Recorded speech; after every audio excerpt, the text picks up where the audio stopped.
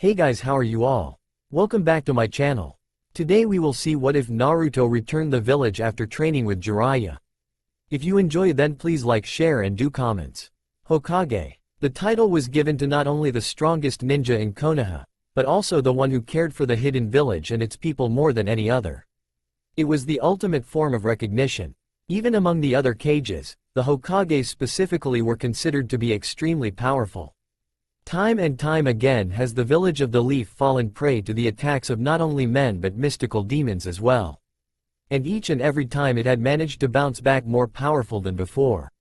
This was undoubtedly the result and test of true leadership. None were more noted than the fourth. He was the legendary Yellow Flash of Konoha.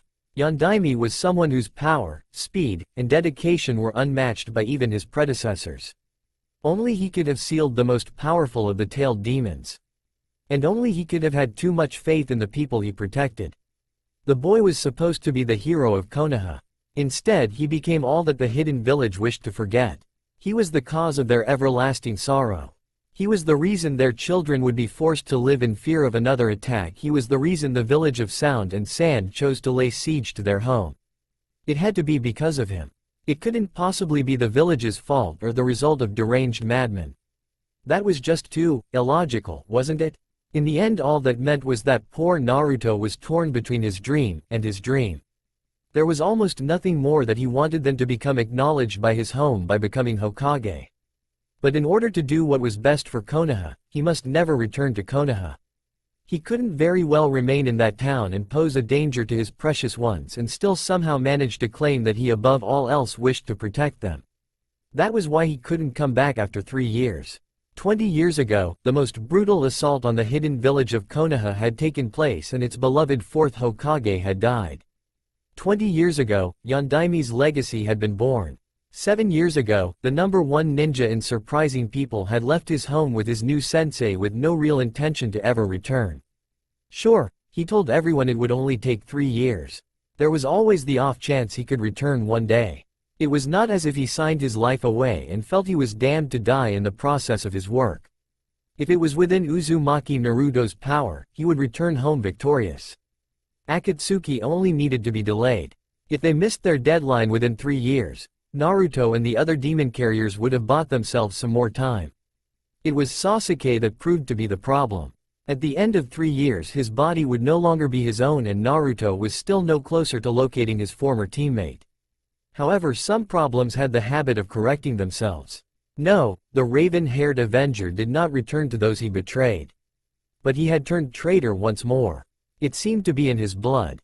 He had seen through Orochimaru's attempt to take his body and trick the Sannin. Orochimaru was forced to choose another temporary vessel and delayed his transfer into the Uchiha for just a little bit longer. Even Sasuke had been able to buy himself some time.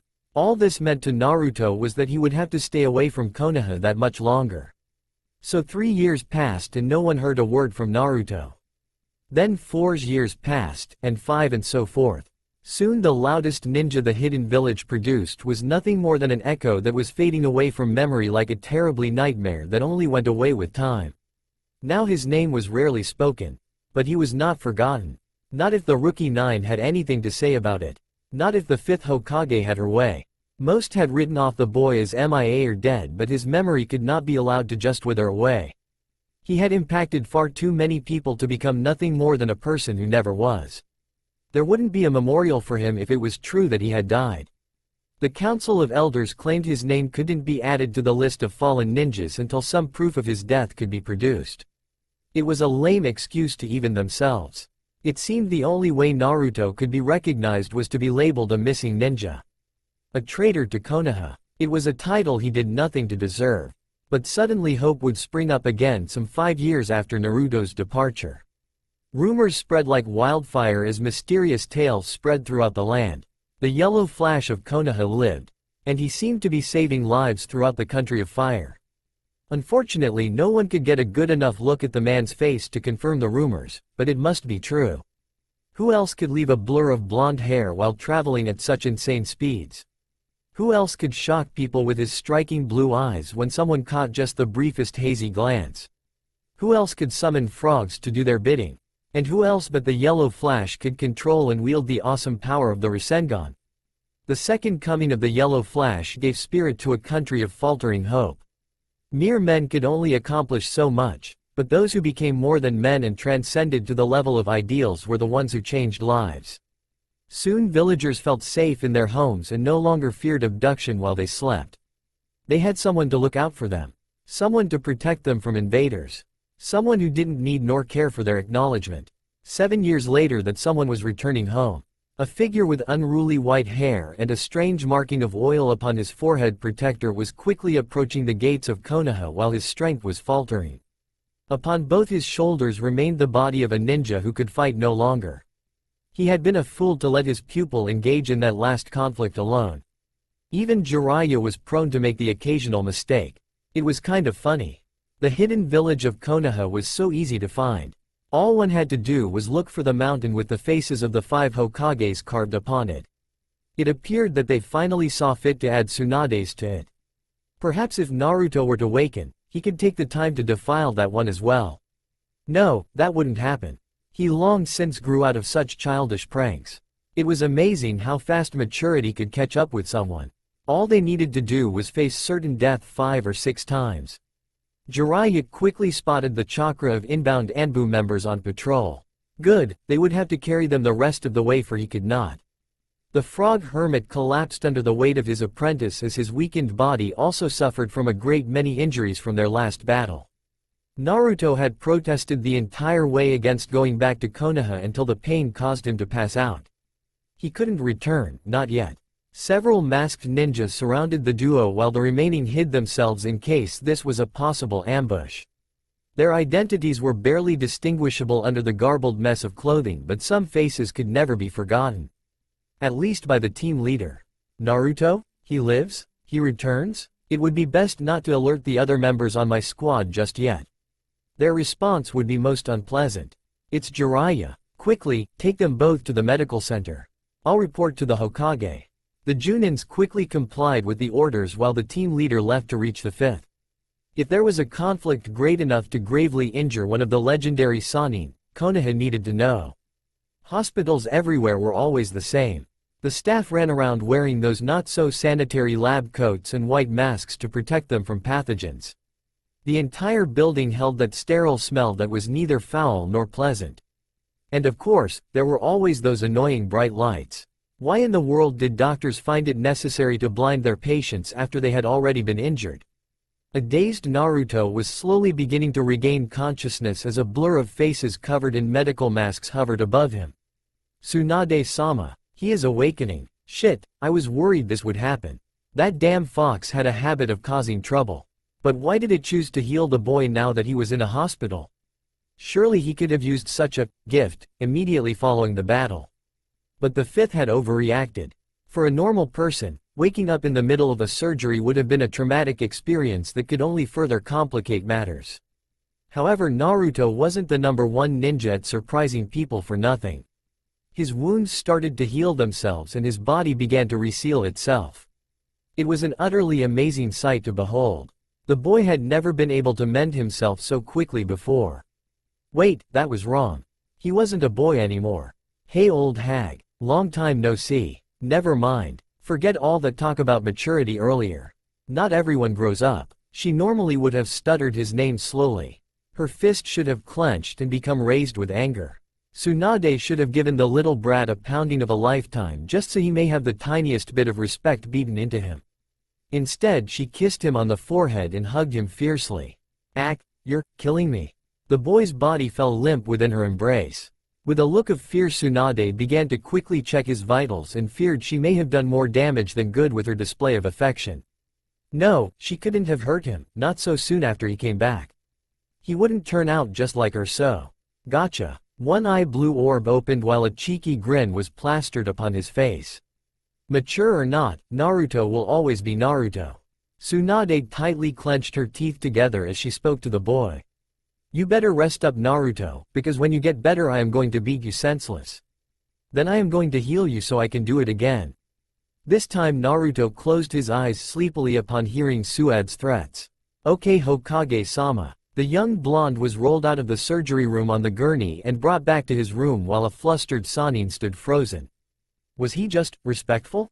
Two giant orbs suddenly became conscious of the world around him once more. His eyes blinked rapidly as he became accustomed to the light that was shining in. Everything was still the same, the unnecessarily bright hospital lights, all the additional sickening white and… wait, the room. It smelled different. His nose was enraptured by the smell of cherry blossoms as her fragrance wafted up to Naruto's nose. Sometimes having keen senses could be a blessing. His head rapidly jerked to the side and revealed the source of the aroma. Haruno Sakura sat in a chair next to him flipping through medical charts as she wrote down notes from her rounds. Her hair was worn up in a ponytail while two stray bangs matched the slight curve in her face. Upon hearing the ruffling on the bed, her forest green eyes slowly shifted from the pads she held to the male form laying upon the bed. Her soft pink lips pursed apart as she brought one hand up to cover her gasp. Naruto, you're really alive.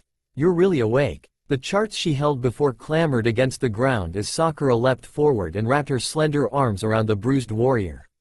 It seemed Kyuubi healed him enough to only prevent him from dying, not from sparing him pain. Sakura-chan? Is it really you, Sakura-chan? She was gorgeous. Sakura was always one of the prettiest ninjas he had ever come across, but back then she was still just a girl. Right now the person hugging him tightly was all woman. The smack to the top of his head answered that question. Of course it's me, Baka. She quickly followed up with a tender kiss against his forehead. Of course it's me, she spoke in a near whisper. That dual action described the little vixen perfectly. She was the ultimate combination of extreme harshness and soft gentleness all rolled up into one person. Sakura was never afraid to display her quick and unbridled anger to both friend and foe. Unfortunately, the training she received under Tsunade gave her the strength she needed to back up her carefully worded threats. Only her friends and family saw their daughter's loving side. It was the part of her that could show affection, concern and passion for that which she held important. Her arms were still tightly wrapped around Naruto as she leaned her head against him. Of their own will, Naruto's arms could do little more than follow suit and wrap their own hands around her waist. Sakura-chan, you can let go of me now. Could that have been a typo of sorts? Was it actually Naruto who asked for Sakura to get off of him? Impossible. Absurd. In truth, his actions betrayed his words on how he really felt on the matter. But regardless of how he felt about the pink-haired girl, his injuries were still severe and pained him as her increased pressure was forced upon him. Naruto felt a few tears dampen the paper-like clothing he was forced to wear throughout the duration of his stay in the hospital. You big, stupid, selfish jerk. 3 years. You were supposed to come back after 3 years. I thought you died. Everyone did. People started to forget you were ever here because you left us all alone. Naruto's sky-blue eyes began to cloud over while his glance started to slowly shift down while Sakura continued to speak. Then Tsunade-sama told me you never planned on returning. That your promise of a lifetime would end up costing you a lifetime. But I knew Naruto. I knew you would come back. How else could you end up Hokage? You had to come back to accomplish your dream. Naruto's discomfort suddenly felt like such a trivial thing compared to what he had put his friend through. Sakura should have been glad to have been rid of such a pest. She should have been comforted that Naruto would only come back when he no longer posed a danger to the town and once Sasuke could be made to return. Instead, he had cheated her from a pillar of strength. He was supposed to be her unwavering rock that provided stability when the world around her fell apart. Instead, he shattered and abandoned her as well, giving her the worst kind of hope possible. The false kind. His face was crestfallen and his voice downcast. I'm sorry, Sakura-chan. Thanks for visiting me. I'll try not to upset you if we run into each other again. This was why he originally left.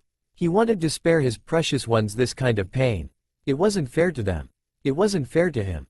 Sakura released her grasp upon him and reclaimed her seat next to his bed after gathering up the many charts that clattered against the floor. You wish you could get rid of me that easily, Naruto. I've taken the next few weeks off from work here at the hospital so I can take care of you. You build up a lot of vacation time over the past 7 years if you never use any. Besides, someone needs to make sure you don't do anything stupid now that you're back. Silently she said to herself, and someone needs to make sure you stay. So you're my doctor then? Oh, this could be trouble. Sakura now had access to all kinds of poisons and painful remedies. He certainly wasn't comforted by the fact she must be very skilled with a scalpel. He would hate to wake up one morning and discover he was missing something very important. Not yet, I will be though soon. I just have to finish up these charts on my other patients. Tsunade-sama wanted me to do that before taking a look at yours. She had received a warning that his history would be cause for great concern. It wasn't the ideal way of letting Sakura find out about his past, but there was no chance Naruto would reveal it to her. So you haven't looked at my chart yet? He stopped smiling. Naruto never stopped smiling, even if that meant he had to fake it. No, not yet. Patients rarely ask about their charts or get so worked up over their medical history. What could be in there? Naruto sighed and leaned back. Good. That meant he had a little bit more time to have Sakura's respect. She would no doubt want to switch off this particular assignment once she found out what happened. Sakura quickly shot her glance back up with a curious expression upon her face. What could have been so terrible about his past? Now was not the time to pry. She would find out soon enough anyways. Cheer up, Naruto. I'll be here for the rest of the day, and starting tomorrow, I will be your official doctor. I'm pretty good at it too. I bet I'll be better than the Hokage herself someday. I know you will be, Sakura. It wasn't Naruto speaking. It was far too motherly a voice. The fifth Hokage walked into the room and headed towards Naruto. She ruffled his wild blonde hair and leaned in to kiss his forehead once again, but stopped for just a moment. There was already some pink lipstick upon it. Looks like someone had beaten her to the punch. Oh well, being second here was no problem. Sakura blushed deeply, having heard some rare words of praise from her sensei. Maybe now that Naruto is back, everyone will act a bit happier. He tended to have that effect on people. Now get some rest, Naruto. I'd like to talk to you about your travels, but we can do that once you're discharged. I'm sure you would want to get reacquainted with everyone else first. I'll leave for now and give you guys some more alone time. Tsunade did something she had little reason to do anymore. She smiled. She turned to leave around but found her hand weighed far more than it should have. The blonde woman turned around and found a guilt-stricken boy with watery eyes looking back at her. No matter how old he got, Naruto could never abandon his childlike appearance. No, please, stay, Tsunade-sama. The fifth quickly turned around all the way and hugged Naruto as tightly as her medical training told her was safe as her own tears escaped the prison of her eyes. She muffled her sobs into him as she spoke while one hand gently stroked the far side of his face. Naruto, don't you ever worry me like that again. First you leave and never let anyone know how you were doing, and then you came back so gravely injured. I never want anything to happen to my little boy. The mighty Hokage sniffled a few times before slowly releasing her clasps upon the one she saw as a second son. Naruto looked back feeling more than a little bit shaken. Her little boy? She accepted him, acknowledged him, gave him the hope of having a family, some kind of root even though it wasn't by bloodline? Could I call you Mom? It was a heavy request that Tsunade had every right to deny. She nodded slowly with a smile upon her face. Just never when it's matters relating to official business or when I need to talk to you ninja to ninja. Understand? For once Naruto was unusually quiet, though it didn't prevent him from nodding in understanding. She loved him like a son, but they could never confuse business with family. Not in their line of work. You know this means you can't call me an old hag anymore. Being an adoptive mother does have its advantages. Alarmed Naruto almost sprang up from his bed. What? Why not? Somehow Naruto felt he was getting the raw side of this deal. Because then I may just have to ground you and make you clean your room. The two suddenly started laughing and was quickly joined in by Sakura. The entire time she could only watch speechlessly as she didn't know the two knew each other so well. Alright, Mom, it is. Yes, being a mother again certainly did have its advantages. Good, now let's go about finding you a good wife. It was supposed to have been just a little joke, right? He couldn't possibly be thought well enough to find someone willing to marry him. It's not like someone was waiting 7 dreadfully long years hoping against hope that the boy may someday return. So then why was Sakura blushing? She wouldn't stand anywhere near him. At least not while he was awake. Whenever the young man was conscious, the closest she would get was the far side of the room where only the occasional glance in his direction was given. She was given his chart. Sakura knew his secret. If it was one of Naruto's old pranks, it was a poorly played. Something of this nature just wasn't funny. When she had learned of Naruto's return to Konoha, she felt elated, overjoyed, and more than anything else, relief. He made it back to her. He cared enough. He just plain cared. And then news of his condition spread as massive amounts of mindless drones buzzed about the city. With each additional person to hear that piece of gossip, his condition was worsened exponentially.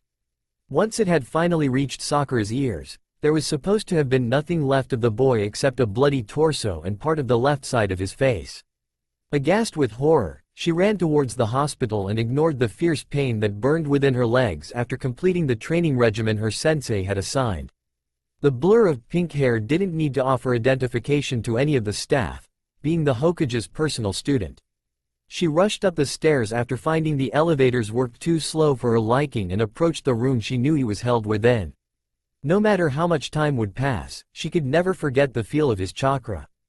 Just as she was about to barrel through, she realized that two hands restrained her from entering. Sakura's body was snapped around harshly as she found herself face to face with two Anbu members who now refused her entry. No words were offered to the worrying pink woman. Only the slight shaking of their heads told her that she was not yet allowed to see him. Perhaps the time would come, but now was not it. There was a good chance that she could fend off or at least distract the Anbu members long enough to at least brush inside the room and get a glimpse of him, but such acts of foolishness would only disgrace her family and teacher while offering no real clues to Naruto's condition. With a quiet determination, she marched to the opposite side of the hall and commandeered a free seat. The fire that grew in her eyes made it look as if the great tree of Konoha itself was being turned to ash as an orangey red fire mixed with the natural green beauty they held. The Anbu were lucky that their faces were concealed behind masks. It would have been embarrassing to have to show fear to a young pink-haired woman who was barely 20. Sakura looked left and right and wondered where all the other people who were concerned for Naruto were. Perhaps they were forced to stand by in the waiting room. No one should have a problem with her residing here since she did work there. She sensed a familiar chakra approaching her, yet it was one that she could not easily pinpoint in her mind. It was extremely well controlled, almost as if that person's signature was not there at all. Perhaps that's why Sakura was surprised to find that particular ninja standing next to her without warning. Will he be alright? A man of few words, Hyuga Neji stood solemnly next to the worried girl. She could not have been sitting there but for a few moments, yet her eyes already looked and felt terribly grief-stricken. I don't know. Those two won't let me in. Say, could you? Neji was the first of the gang to make it into Anbu. Chances were he had formed enough influence within that secretive brotherhood to maybe gain either of them limited access. No, he didn't explain why he shot down her offer so readily. It wasn't that he didn't want to help the girl, but rather he couldn't. Was it his need to preserve his pride and honor that prevented him from asking this favor and requesting the help of others? Hardly. To have fallen victim to such a character flaw would mean to tarnish everything that young man had taught him so many years ago. Neji had tried to gain access but was denied.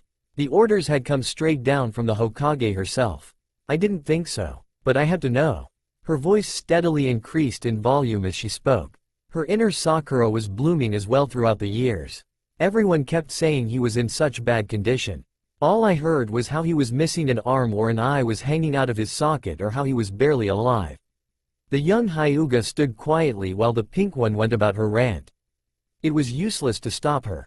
He didn't need to read her eyes in order to understand she had a lot of emotion that she needed to get off her chest. But Naruto can't be like that. He just can't be. He smiles all the time. Why would someone want to hurt someone like that? Sakura sniffled slightly while she paused in her speech. The irony that she hurt him more than anyone else never dawned upon her. If Naruto was not okay, then we couldn't see him smile anymore. Neji shifted uncomfortably for a few seconds and cursed his luck for arriving here so soon. It was awkward to listen to someone he barely knew reveal the full fury of their emotions. While he never got to see a display of her unbridled anger, he had heard stories and made the mental note to remain on her good side some years back. If you truly knew Naruto, then you would understand that no matter what condition he may be in, he would smile. No matter how he felt on the inside, a smile was always on his face, even a fake one to keep the spirit of his friends up. I suppose someone like you could have noticed. Or perhaps you were not as close to the boy as you would like to think. Time has a way of blurring memories. The problem with most mental notes is you never find the time to write any of them down. It seems his memory not to upset Sakura was blurred as well. Sakura clenched her fists in anger after being berated by that cocky bastard. He spoke in such a calm and noble manner that it was almost as if he was looking down upon her inadequacies. She would have no more of that. She had already invested enough time and training to prove to anyone that she was not just extra baggage. What do you know? You think just because you lost to him in a battle over 7 years ago that you know him better than any of us? I was the one who— She was interrupted once more. It was odd to see the hint of anger within the Hyuga's eyes, but it was necessary nonetheless. I believe we should be focusing on Naruto and not how we affected his life. Or how he affected ours, he added mentally.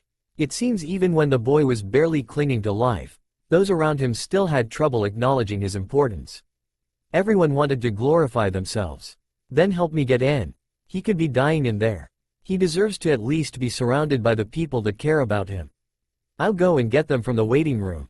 Sakura stood up to leave but found herself once again restrained by a hand against her shoulder. Her stirred anger overcame her as she launched a punch in the Hyuga's direction. Only Neji's keen awareness of his surroundings saved him from having his own room next to Naruto's. There are no others. I have already checked. The Byakugan was useful in scanning everyone in the hospital. That's impossible. He must have some family that wanted to see if he was okay even though he didn't have parents. Or his friends. Why aren't they here? Could anything else be more important than making sure Naruto was okay? If it was instinctively on the top of her list of priorities, surely it would only be natural that everyone else felt the same way. As I thought, you know nothing of his past. Truthfully, Neji knew little about Naruto before he became Anbu. It was only after he was inducted in was allowed access to certain privileged information. It certainly didn't hurt matters that he was a member of the Hyuga clan. Instead of reacting with her typical outburst, Sakura remained quiet save the soft whimpers that escaped her. Her knuckles turned white as the circulation was cut off while her head tipped forward slightly. She would have been forced to see the annoyingly repetitive pattern of the tile floor beneath, but her eyes were tightly shut to prevent the tears from escaping. They did so anyways. She knew the Junin was right. She claimed to care about him, but there was little about the boy that she actually knew.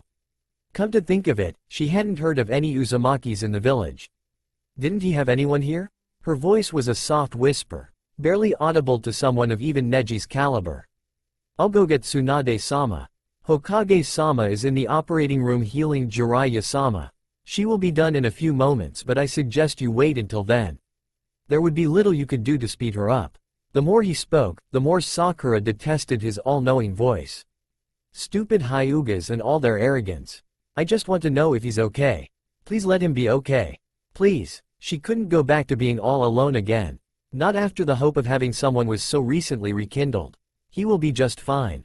Just because he couldn't gain access to the room didn't mean he couldn't see inside there. He didn't want to use his technique for that purpose, but it seemed like there was no other way to shut this one up. Sakura arched an eyebrow as she glanced up at him in confusion. Was he toying with her emotions now? How can you be so sure? Because I was the leader of the patrol that found him. I can assure you that he had all his limbs, but he was gravely injured. However, his chakra flow is strong and his body seems to be healing quickly. Maybe now she would be a bit more calm and reserved. Luck did not seem to be on the Hyuga's side as he found the pink-haired girl latched onto him in a hug. Her eyes told him it was purely out of appreciation. Thank God. His wife would have killed him otherwise. Actually, she may still do that if she ever finds out. You know this would break Naruto's heart. The fifth Hokage quickly made her way towards them while signaling for the Anbu there to disperse. To everyone except Neji's surprise, a few more Anbu members left the room while another stopped his transformation, which disguised him as a free chair. He actually called for you in the operating room, you know. Then why didn't you give orders to let me see him? I have my reasons. No matter. Starting from tomorrow you shall be Naruto's doctor anyways. I suggest you use some of your vacation days to give him some personal attention. Why don't you go and finish up the charts for your other patients before I give you Naruto's? I have a feeling you're not ready yet for what you may see in there. Sakura smiled in that signature way only Naruto could as she nodded and ran off to the staff lounge in order to change into her work clothes. The sooner she finished those charts, the sooner she could find out what the hell everyone else seemed to know. And that's how Sakura came to be in Naruto's room a few hours later, filling out a series of charts and awaiting her comrade to return to the conscious world the day before. That chart was how Sakura now became too scared to get any closer to Naruto than she was standing now.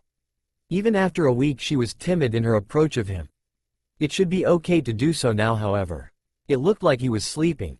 There was no way he could be so calm and relaxed if he were awake. Sakura tiptoed into his room and approached the end of his bed where she looked at the updated version of his chart. Sighing, she made her way to the far wall where she glanced at the rather packed file containing his medical history and something of more importance. She felt as if a lump were caught in her throat the more she thought about it. There was no time for that. She was his doctor after all, and his care was her responsibility. Tomorrow he would be discharged and she would have to take him back to his apartment, so she'd better make sure everything goes well today.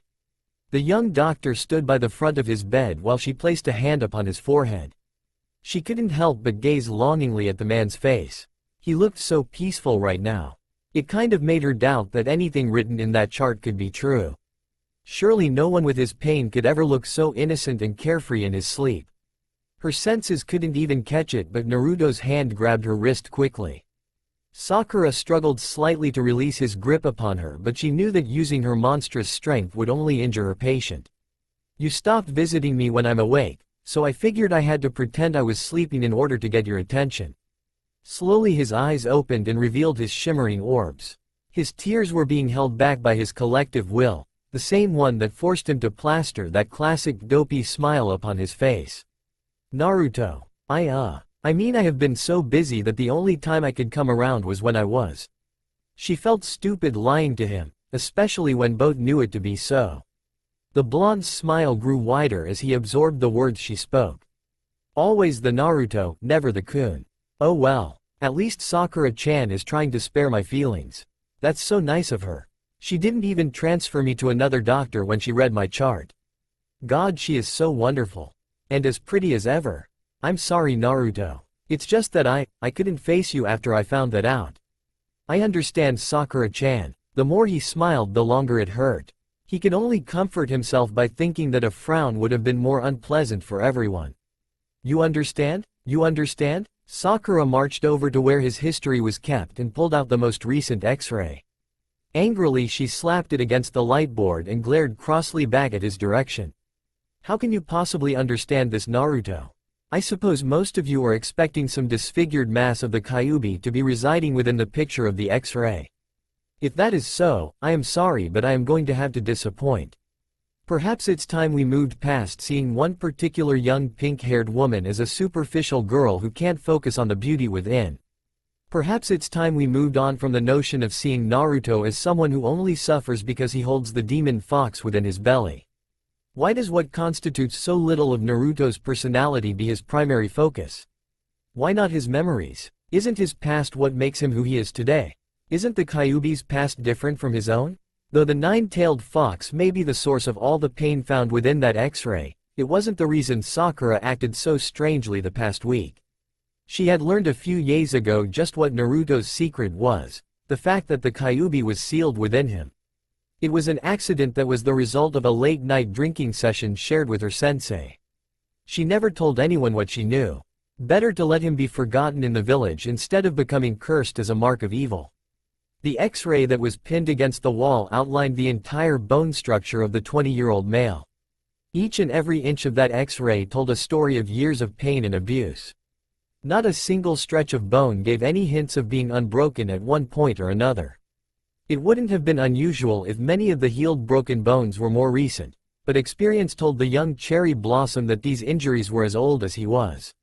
Sakura hugged herself with her arms and fell to her knees as the tears quickly fell away from her. How could she continue to look upon one who had been abused for so long? The same boy who would greet her and the rest of their old team with such glee was the same one who suffered immeasurable pain as a child. And all she could do back then was berate him for being so cheery. No, she wasn't disgusted with Naruto. She wasn't afraid of what was held within him or what he may or may not be capable of. It was herself she was most furious at. It was Naruto's potential reaction to how she had treated him back then that caused her to shy away from him. Once again without her sensing it, Naruto found himself holding Sakura before she could detect his movement. Had her eyes been open even slightly, she would have seen the infamous yellow blur that had spawned stories throughout the country of fire. Damn, even with Tsunade's training I can't keep track of him? When did he get so fast? Wait, he's hugging me? Don't cry, Sakura-chan. It's not as bad as it looks. The X-ray is just hazy or something. Just don't cry anymore, okay? One of his hands held her so tightly yet so softly that she was sure it could not have been his touch. However, the other hand which stroked her back and filled her with the confidence only Naruto could reassured her it was indeed him. His desire to comfort her quickly backfired as her whimpering exploded into a full-blown fury of cries that were only partially muffled against his chest. She lightly beat against him with his fist as two waterfalls of tears flowed down from her eyes and made the inevitable plunge towards the floor. Baka, why didn't you tell us anything? Why would anyone want to hurt you like that for so long? I could have, or Kakashi-sensei could have helped you. We could have kept you safe from them. It never occurred to her that being the vessel for Kyuubi was considered a good enough reason to most people. She was just never that shallow. He smiled as he allowed her sweet scent to waft up from her hair and back into his nose. It wasn't your place to get involved, Sakura-chan. I wanted to be a ninja and they have to learn to take care of themselves sometimes. Ninja can't always be part of a team. Sakura sniffled her nose before speaking once again. Though her voice was soft and trembling, it was also loving and sweet. Just the way Naruto liked it. Stupid, idiot, jerk, moron, even now you are holding me like this and trying to protect me. Though it pained him slightly to do so, Naruto couldn't help but chuckle. That's because you're Sakura-chan and Sakura-chan is a very precious, very important person to me. I can't become Hokage if I can't keep my precious ones safe. Religion wasn't a very widespread concept throughout these countries. Everyone had faith in their comrades, their village, and their Hokage. Thinking about what would happen after you die would only hinder more people than it would help. However, despite all this, there were many who believed in some sort of higher being that could slightly influence events. Naruto had never been one of these people. Except here and now, he thought to himself a silent prayer. He had a knack for ruining such tender moments with his loudmouth foolishness and pranks. No one had told him just how rapidly he had matured over the years. Please don't let me do anything stupid right now. Please let me continue holding on to Sakura-chan. Let me be a little bit selfish, just this once. Maybe it was fate. Maybe it was nothing more than that infamous dumb luck he had an unlimited supply of. Or maybe it really was the blessings of a higher being. No matter. For whatever reason, Sakura curled herself up upon Naruto's lap and quickly forgot who was to take care of whom.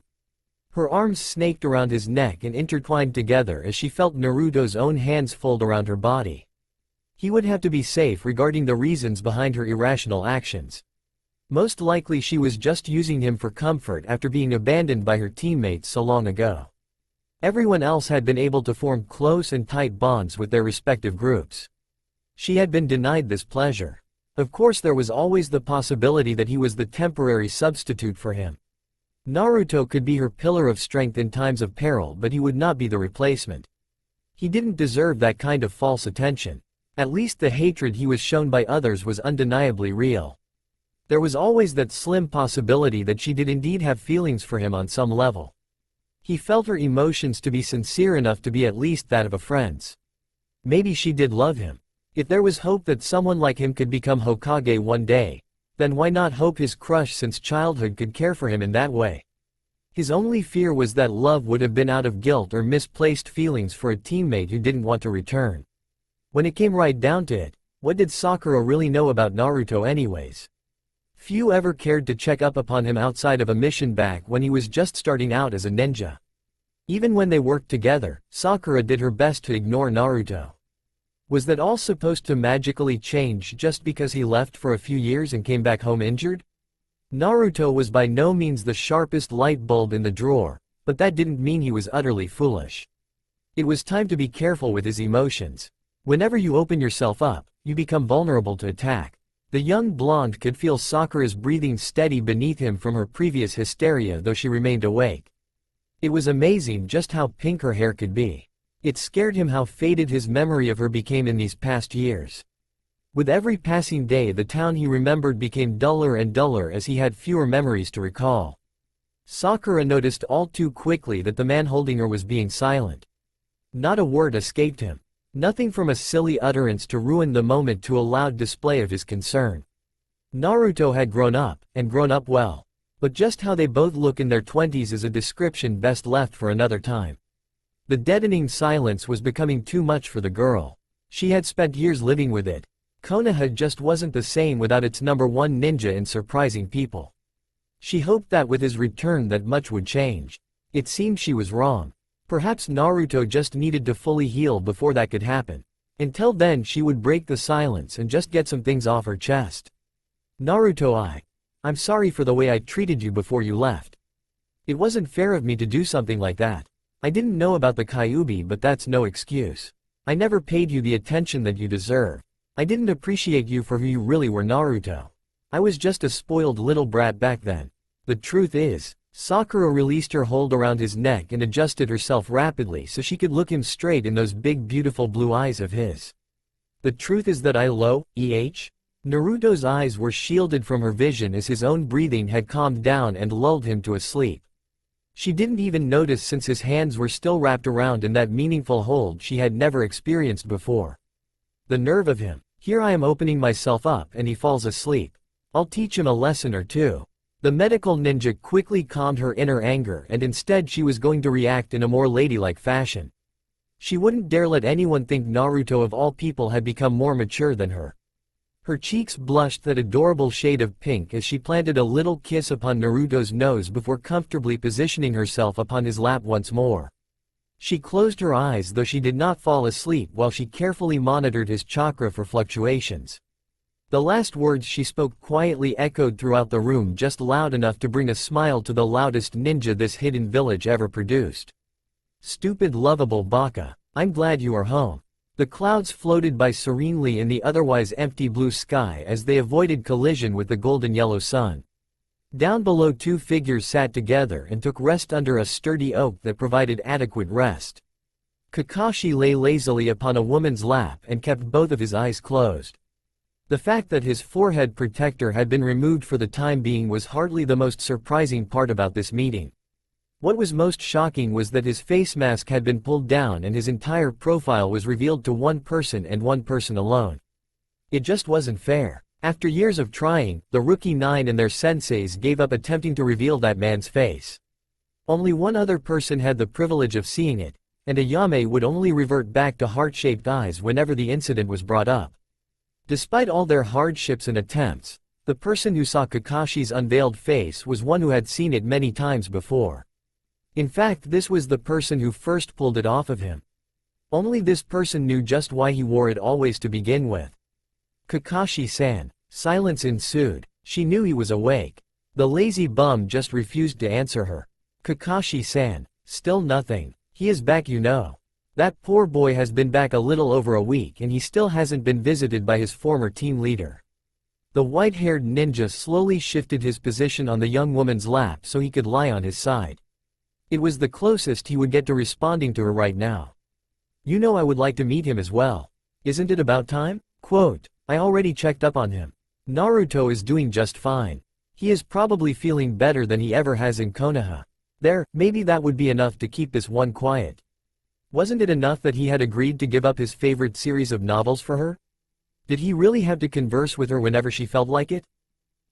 What do you mean? Apparently he had to do just that. The best way to take control of a conversation was to be the one who asked all the questions.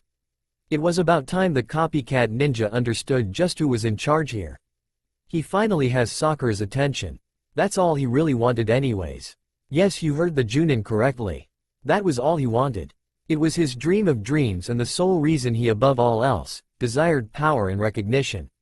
However, unlike Kakashi's other student, he had not allowed his heart to darken with greed. That much was not in Naruto's nature. Nothing could ever keep the boy down. Yes, he did get depressed. Probably more often than anyone in the village ever knew. Hitaki Kakashi didn't need to use his Sharingan in order to see that much. And what is that you have always wanted? She spoke in a sing-song tune with a little bit of a tease mixed in. She already knew his answer. You. There it was. Liar. There was no disputing his past. Even if his actions could be labeled as the standard acts of a ninja, it did tarnish the idea that he had always loved her for as long she had carried feelings for him. Slowly the ninja woman began running her hand through Kakashi's unusual hair while she started humming a sweet and tender tune to herself. They once again had reached a sore subject. Both of them knew exactly what he wanted. It was the one thing that may be unobtainable. The restoration of honor. I think I shall go visit him, Naruto that is. God, her voice was so naive and innocent. Everything about her reminded him of the purity that only a child had, yet she managed to retain that part of her throughout the years. Then again, it was probably why he had come to love her. He doesn't know who you are. That's why you are coming with me. Oh. There was a slight tease to her voice. This mysterious woman knew something that Kakashi wasn't aware of. No matter what it was, it couldn't possibly be good. That sweet and innocent routine of hers had to wear off eventually. Kakashi disappeared from the lovely woman's lap and reappeared standing behind her before she could say anything more. He extended a hand in order to help her up, but when he opened his still closed eyes he discovered that she was no longer there. With an unconcerned, even sluggish look upon his face, Kakashi quickly began scanning the area for her chakra. Now where did that little trickster go? Suddenly from behind, Kakashi's vision was cut off as two silky white hands hindered his view. You're going to have to do better than that, oh great Sharingan Kakashi. However, the kunoichi quickly realized that her hands were now wrapped around a tree stump after the fake Kakashi poofed away in a puff of smoke. She felt herself being lifted up in the ninja's arms as he now grabbed her from behind and held her bridal stride. The two were about to depart to visit Naruto when the ninja woman spoke up. Wait. We can't go see Naruto like this. She reached down to the ninja's neck and pulled his face mask up to cover the lower half of his face. There, that's better. Both parts of the pair knew the copycat ninja was smiling underneath that mask, but it would not be spoken. Anyways, wasn't it time to leave and go visit one of his former students? He had never been very prompt with making his appointments on time, but being a week late was a new record. He was about to make off with his prize into the sunset, but a few things prevented him from doing so. The primary problem being that she was hardly his prize. He was lucky to have her and knew it, no matter how little appreciation he showed at times. Kakashi couldn't show dependence. Dependence leads to weakness. That was a trait a ninja of his caliber could not afford. Then of course there was the little problem that suns don't typically set in the middle of the afternoon. Blasted solar system ruining its timing. Who would have figured that for once in his life, Kakashi would be early for an event? Naruto. Again, more silence. Men don't like to talk. Why can't their counterparts ever seem to understand that? Naruto. Seriously? Was it some kind of deficiency that all women were born with? Naruto. True, females did tend to mature faster and generally become more responsible, but it was like all of them had the same cognitive anomaly that gave them access to selective hearing. That or the desire to boss other people around, be it via a sweet and seductive routine or through the use of brute force. A torrential waterfall fell down upon the blue-eyed blonde's head as Sakura unleashed a bucket of ice-cold water upon him. What was the saying? If women ruled the world, there would be no war. There would be no peace, but there would be no war. Despite his newfound dampness, Naruto only managed to groggily open his eyes. What is it, Sakura-chan? Have they given me a mission already? It had been so long since he could be considered a true ninja of Konoha. Humph, do you really think they would give you a mission without receiving a clean bill of health from your doctor? Oh god, Naruto might just be in hell. Sakura had power over him. She would swing that little treat in front of him like a carrot on a stick. The infamous unruly Uzumaki might just find himself tamed after she was through with him. Ah, then let me sleep. I'm not exactly allowed to do anything else at the moment, am I? He closed his eyes again and ignored the dampness that was upon Sakura's bed. Air correction. Don't get the wrong idea. Guest bed. In the guest bedroom, which was not her bedroom. However, it was still her bed, technically. She did own it. Naruto would have to remind himself to be more specific in the things he wished for. With his senses continuing to dull with the returning sleep, Naruto didn't notice Sakura grab the sheets he slept upon and thus flip him out of bed by yanking them out from under him. He landed upon the floor with a thud but continued to sleep undaunted by all the ruckus going on around him. Naruto, don't make me dump boiling water on you this time. Naruto blindly reached out his hand grasping at air until he found a sheet that would be suitable enough as a blanket. He pulled it over him and continued his slumber. Alright Naruto. Boiling water it is. It's too bad. Boiling water like that could be better used for other things. Like say some of the ramen Iruka-sensei had sent you in his care package. Naruto's old sensei was unfortunately away from the hidden village with most of the Konoha 9 at the moment on a peacekeeping mission. However, he was the only one of the group to know that the mischief maker had finally returned. Sakura could have sworn she saw Naruto's ears twitch slightly. Damn, she was sure that would have worked. Sakura sighed to herself while a smile crept up upon her face. It looks like she would have to stop treating him like the annoying kid who bothered her relentlessly so many years ago. If he could resist ramen, then he was certainly a boy no longer. It was time to step her game up a notch. He might have been able to resist ramen, but if she understood anything about Naruto, he wouldn't be able to resist. Or boiling water that could be used for other things as well. Say a sponge bath maybe? Oh, that sultry voice was too much. She was wrong before for thinking Naruto was a man for being able to resist ramen. The truth was Naruto was a man for not being able to resist that tone. He sprang up from his makeshift bed fast enough to make him dizzy. His chakra control wasn't what it should have been in his weakened condition. Sakura finally caught a glimpse of a brief but undeniable yellow flash. Could it be sponge bath? I should get injured more often. That cheeky grin and childlike attitude. It was unmistakably his. The cherry blossom couldn't help but smile at him as he brought his hand up to rub the back of his head while he let out a chuckle. He was still the same. Alright, well, hang tight. I'll be right back with the sponge and water. Don't go off and fall asleep. She returned a few minutes later with her pink hair now done up in the same ponytail he saw in the hospital. Her sleeves were rolled up with a bucket in one hand and the sponge in the other. She slowly arched one of her eyebrows while continuing to use that voice. Ready? Sakura must have a cat she never told Naruto about because something had his tongue. He wanted to speak. Hell, he even tried to speak, but none of the words he wanted would come out.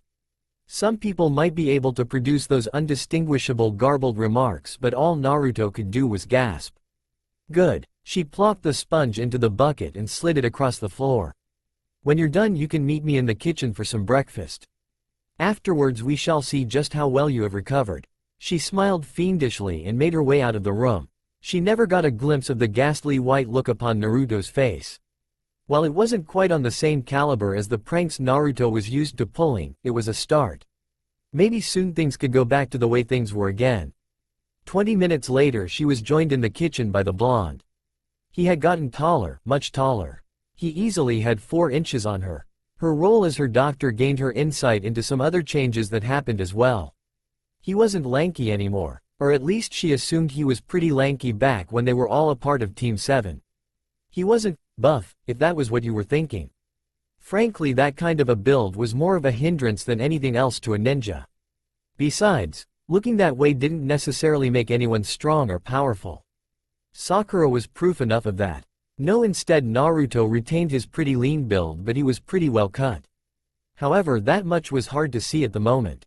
Ninja clothing didn't tend to be very tight-fitting. While that may have its advantages, loose clothing allowed one to hide far more tools.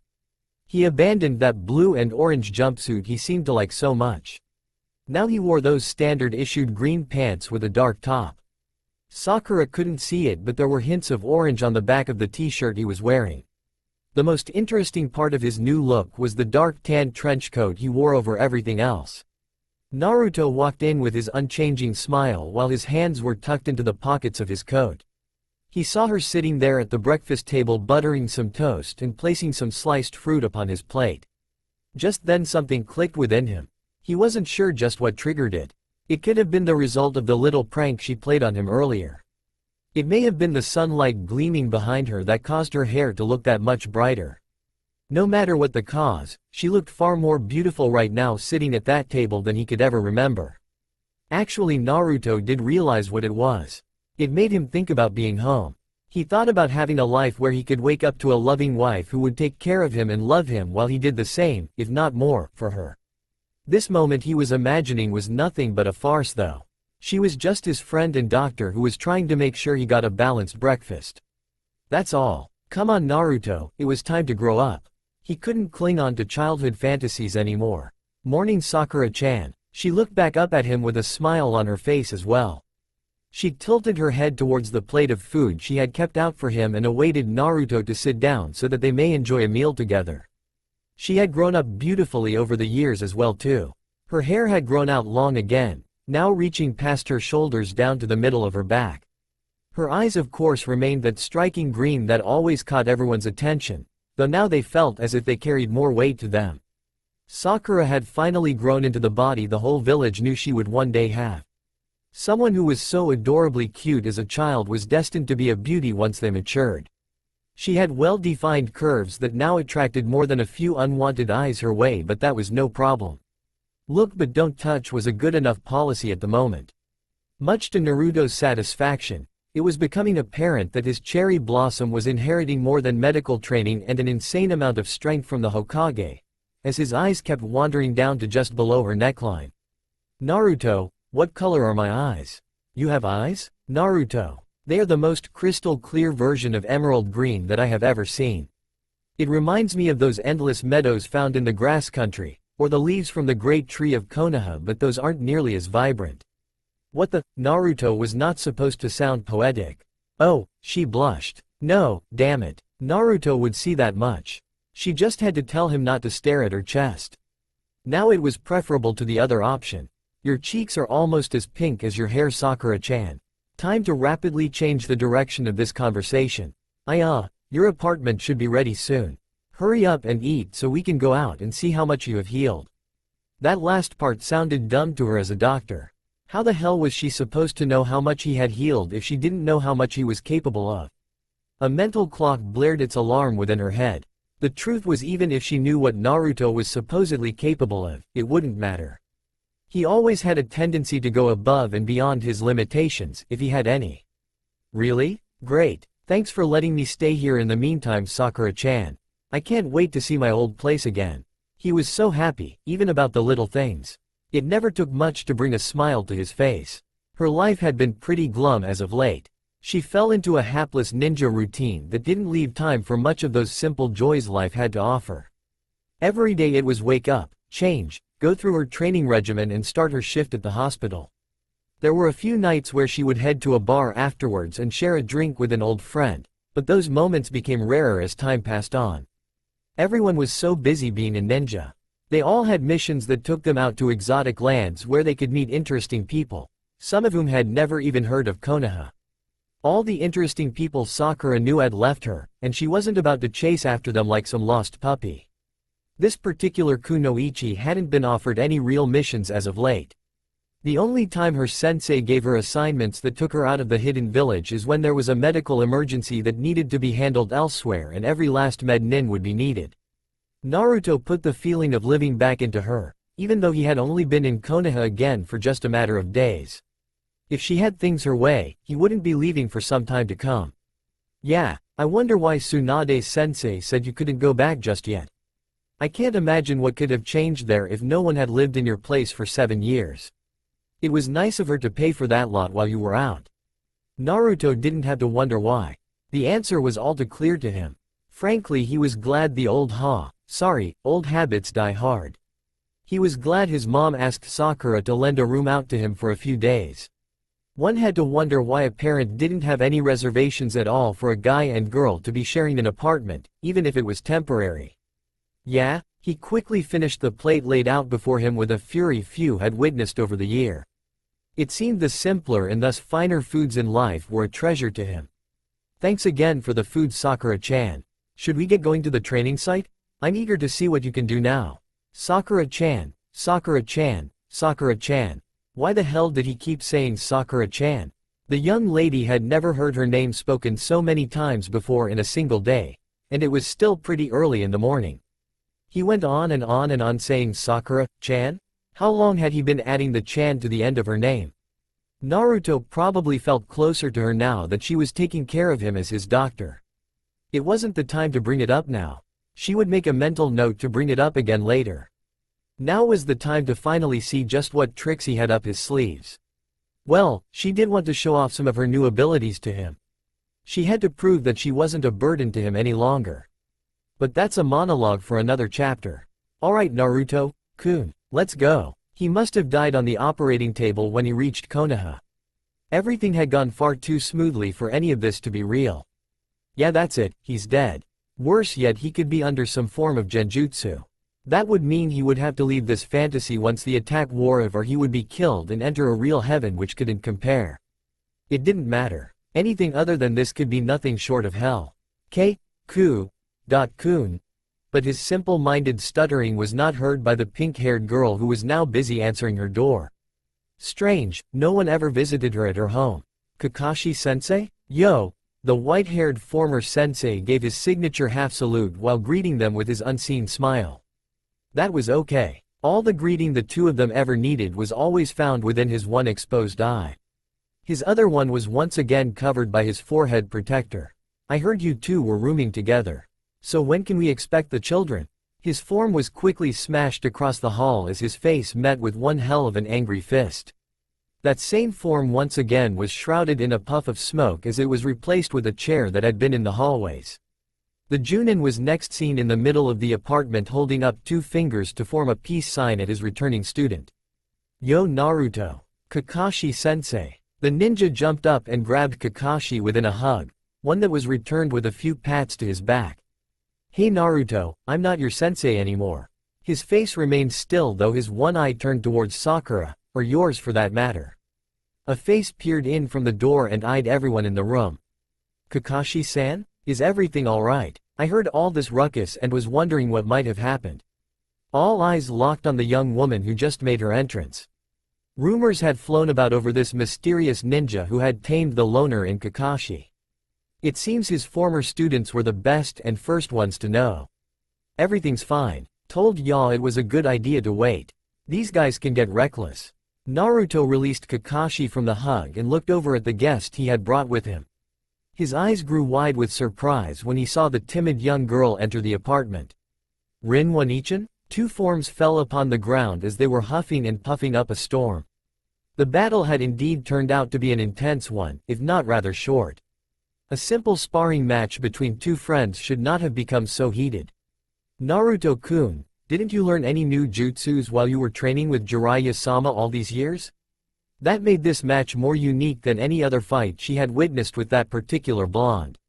Anytime he learned a new move he was quick to show it off in an overly flashy way.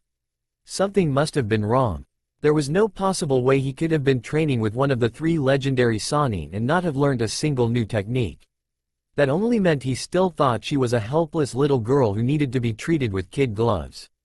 If that was the case, much pain awaited him. Of course I did, Sakura-chan. That was a dumb question of her to ask. How could he possibly have spent 7 years training and not learned a single new technique? Sounding a little cross, Sakura folded her arms across her chest and looked away from her sparring partner while sticking her nose up in the air. Then how come you didn't show me any of your new moves? Think I couldn't handle it? Truth be told, Sakura was almost more than a match for Naruto during this little trial fight of theirs, and even she had been holding back a great deal. I'm still feeling kind of weak, Sakura-chan. Most of my new jutsus require a great deal of chakra and stamina. If I used the attack and missed, I would have lost. It seemed his brash attitude about rushing into every fight headfirst had evolved into something more. Using the same trademark ninja techniques he had before had still earned him a slight victory. The outcome would have been very different had the match gone on any longer. The demon container had a look of exhaustion spread rapidly throughout his face despite the fact he was now able to relax. Slowly the pink-haired ninja looked back over at the tired boy looking rather confused. Many things had changed about Naruto since he came back. In many ways he was much stronger and far more mature than she ever thought possible for him. And yet in other ways he almost seemed weaker than before he left. Naruto always had this amazing ability to heal, which she attributed to the Kyuubi. That aside, she knew he had a freakishly large amount of stamina and chakra on his own. Apparently now he just didn't. I meant to ask about that, Naruto-kun. What happened? Before your body was able to heal itself at a ridiculously fast rate and you never used to tire so easily. Her questions weren't supposed to sound like a rude enquiry, but that didn't mean it didn't. With that same fake happy-go-lucky smile plastered upon his face, the orange-clad ninja continued to stare up at the sky with a great deal of intensity. It was becoming more and more obvious why Shikamaru was spending his time like this. Surprising was the fact that his significant other let him. "I know about the Kyuubi." There, she had said it and he had heard it. Maybe now the tension building up in the air would start to release. His two blonde eyes rapidly turned to her direction while his face itself refused to move, similar to the way Kakashi's one exposed eye could follow you around a room yet no part of his body would move. So she knows and yet she is still here. No names, no random beatings. No wonder I liked Sakura-chan so much. Yes, there were times when even Naruto began to question why he carried so many feelings for her, and yet he could never deny that his feelings for Sakura only continued to grow. I can't rely on the Kyuubi's power anymore. The more I use it, the more control I can feel it have over me. The smile on his face was gone. No wonder. It was like voluntarily losing your one edge against your opponents. Imagine how Sasuke would feel about refusing to use his Sharingan or Neji, never relying on the powers of his bloodline limit.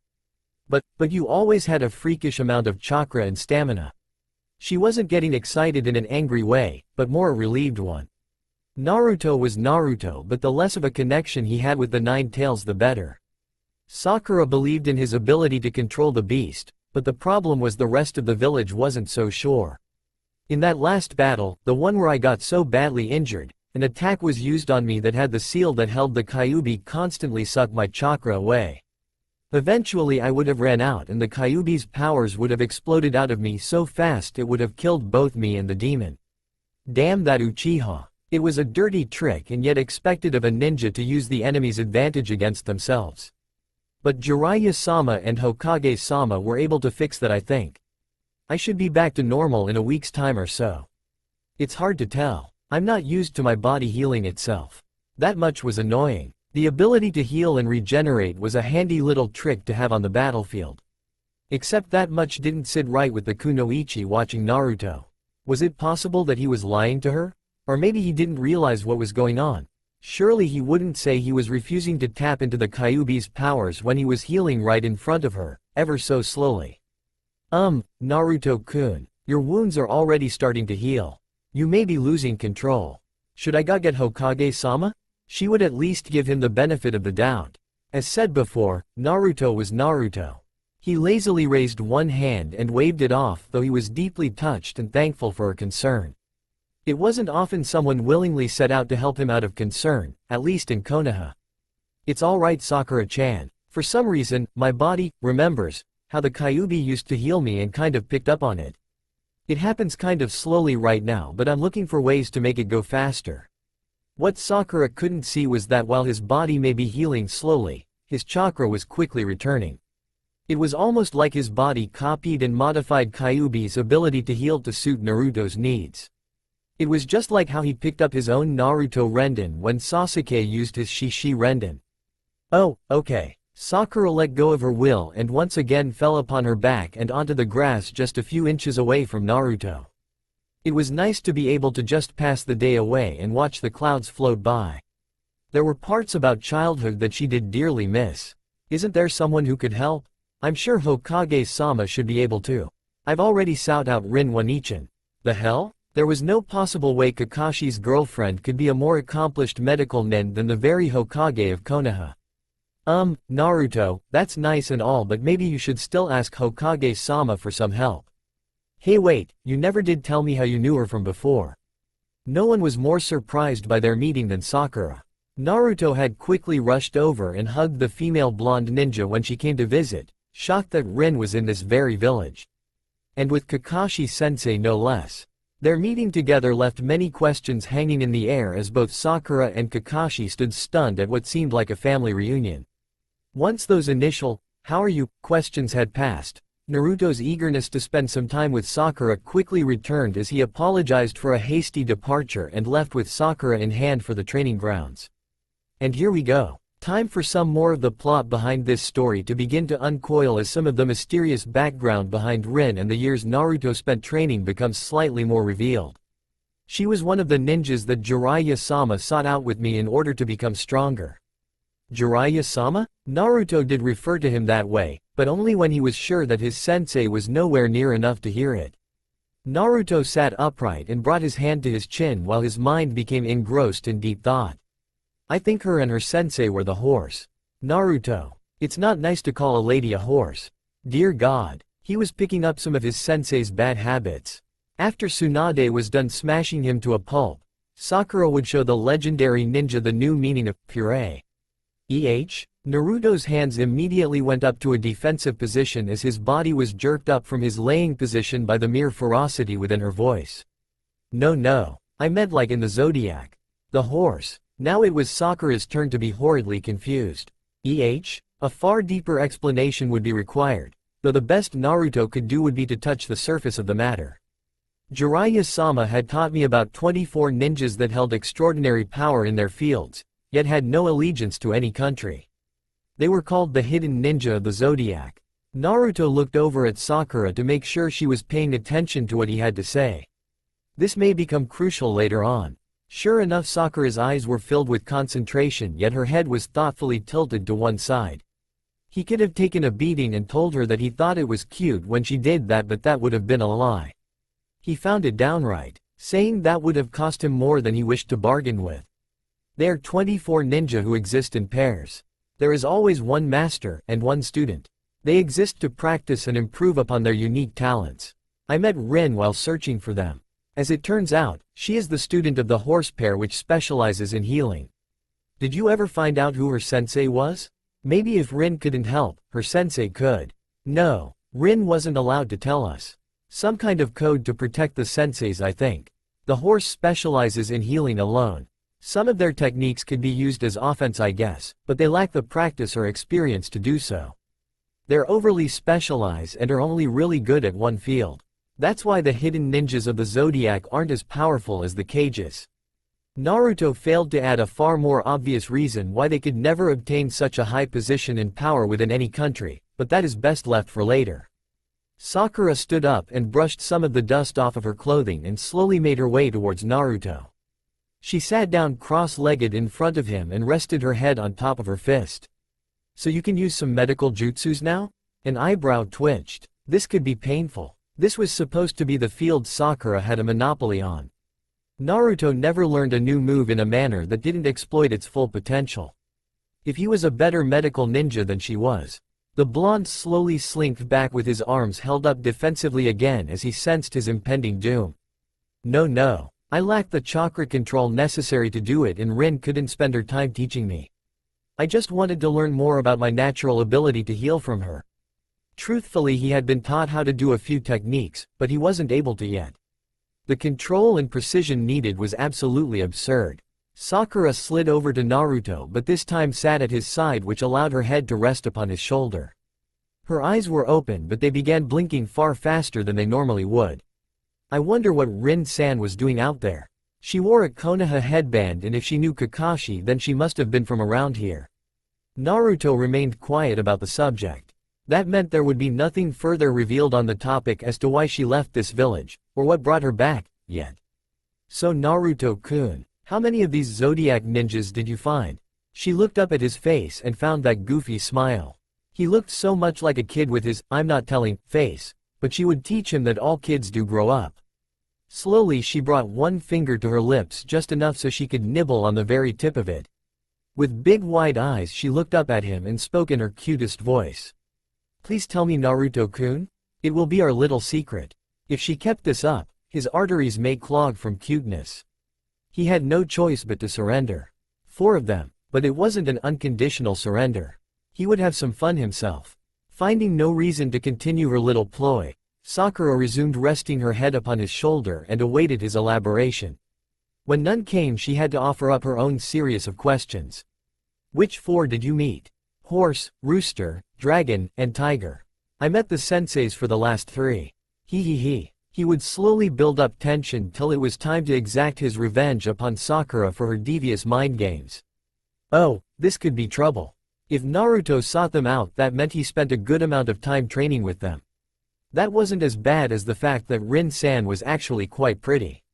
That meant there could be attractive girls in those other pairings. Were there any really cute GI? she wouldn't be given the opportunity to finish. The dragon and the tiger. Haha, success. Not only had he managed to lure Sakura into his trap, but his eyes took on a dreamy look as he appeared to recall fond memories. Sakura's head rapidly lifted up off his shoulder yet again in order to look at him and catch his star-eyed gaze. Naruto-kun? She grabbed his collar and began shaking him. Naruto-kun? If a little didn't work, try harder. Soon her hair was being flapped about as she tried to knock him out of his daze. Naruto-kun. Yes, Sakura-chan? Play innocent, play dumb to the situation. Very little acting would be needed. Sounds like they were very attractive then. HMMFPH. Naruto actually seems like a 20-year-old now, not just a child trapped in a man's body. He would only continue his ploy for a short while longer. He had a feeling. Sakura understand the fact she was being played. Oh very. Especially the Tiger twins. Wow. Don't expect I'll ever forget Maya and Aya. Or all that special attention they gave. The smile he gave now was anything but fake.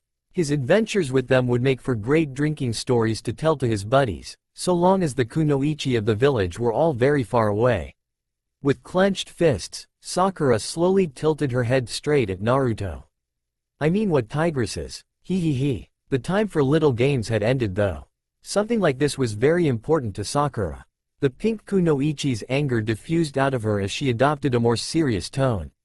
Until she had a real reason to berate him, she had no right to get mad at him. So does that mean you? Just how experienced was he now? With Aya, for a little while. He held a little bit of a grin while doing so. It wasn't out of cockiness or spite, but something more personal. He always wanted to know that he too could be considered a desirable guy. He needed to know that somewhere somehow he could be the one who gets the attractive girl to fall for him and that there was hope for anyone. It should have been as simple as going to a village outside of Konoha to be treated just like any other man. But the council elders were malicious in their hatred for the boy and the fox held within. So you guys broke up? It's hard to say if the voice was really hopeful, more curious than anything else. Sakura reminded herself to be careful with her temper, seeing as that it wasn't any of her business about what Naruto did in his past. I left. I learned from them what I needed to, and Jiraiya-sama said it was time to move on and seek out some of the other hidden ninjas. That was true. Leaving those two was almost as hard as leaving Konoha. The difference was when he left the Tiger twins, he got over it less than 2 days later. So tell me about her then, this Aya. Was she pretty? What did Naruto like in a girl? What did he like in anything? She knew very little about him outside of the fact he loved ramen, was going to be Hokage one day, and never went back on his word, especially when helping a friend. She missed out on all those little tidbits of likes and dislikes that make up a person. Well, I guess the part one liked most about her was her unusual hair. That's one thing I love about different girls. Check. She had this dark midnight black hair with streaks of orange going through it. It was so long and shimmers. Something dawned on the dim-witted boy. Why intelligence on the battlefield didn't mean intelligence off the battlefield is a mystery that's better left unsolved. Sakura-chan, it's kind of weird talking to a girl about another girl. Are you sure you wanted to hear this? Of course, Naruto. You're my friend and I want to know all about you. Was a half-lie half as bad as a lie, or was it a lie where you were just kidding yourself and the other person? Oh okay, well, what else do you want to know? Someone with his life experience should have realized he was walking right into a train wreck. All he had to do was get off the tracks, but that would be doing things the easy way. Tell me about her eyes. This more than anything would mean something to Sakura. She had a basis for comparison. They were black. That seemed like a fair enough question to him. That's it? Mentally she crossed her fingers while awaiting his response. What else is there to say, Sakura-chan? They were eyes, she had 2 of them, and they were black. Simple. Why was it necessary to focus on a trait that everyone had? They are the most crystal clear version of emerald green that I have ever seen. It reminds me of those endless meadows found in the grass country, or the leaves from the great tree of Konoha, but those aren't nearly as vibrant. That's why. She had a basis of comparison now. She was beginning to understand how that strange little mind of his worked. This time it was Sakura's turn to smile dopily at the dope. Naruto squinted his eyes at her, wondering what running through that cute little head she had on her shoulders when it suddenly became apparent. Of course, she must be remembering someone she dated while I was away. Well, turnabout is fair play. So Sakura-chan, have you met anyone special while I was gone? He didn't have to worry about her falling back into a typical Sasuke freak. Someone at the hospital had, accidentally, let it slip that the female ninja had become strong enough to get over certain emotions. It was a shame that it cost her the majority of her feelings in the process for a long while. There hasn't been anyone special in Konoha since you two left, Baka. But with Naruto home again, that all seemed to be changing. No, not really. A few guys have asked. Most were too afraid to do so. Only Lee dared to ask more than twice. But I never felt like going. I had to work and stuff, you know? Her hands found their way wrapping around her knees as her head bent down so she could look upon the floor. Sakura was still only telling half-truths at the moment. That was okay. Naruto could handle that for the moment. Have you had your eye on someone? No girl could possibly ignore the entire male side of the species for 7 years, no matter how stupid men proved themselves to be. Naruto-kun, he turned as pink as her hair. I didn't really mean it when I said you haven't shown me anything new when we battled. That was a sneaky little trick you did. I didn't expect you to come up with that. Looks like you are pretty good with strategy yourself. It was becoming strange. First Sakura had inflated his hopes, then deflated it by talking about their match, and then reinflating it by praising him. What the hell was wrong with straight answers again? He laughed a little while rubbing the back of his head with his right hand in his trademark Naruto style. Well, I had to get better at the basics at some point. It was how he won the battle actually. He was fighting an opponent who knew him and his personality rather well, so he would have to use it to his advantage. When creating a massive amount of shadow clones, no one suspected that he would create normal replications as well. While using an attack to punch straight through many of the clones, Sakura overextended herself and lost her balance when she realized there was no pressure created from punching the clone.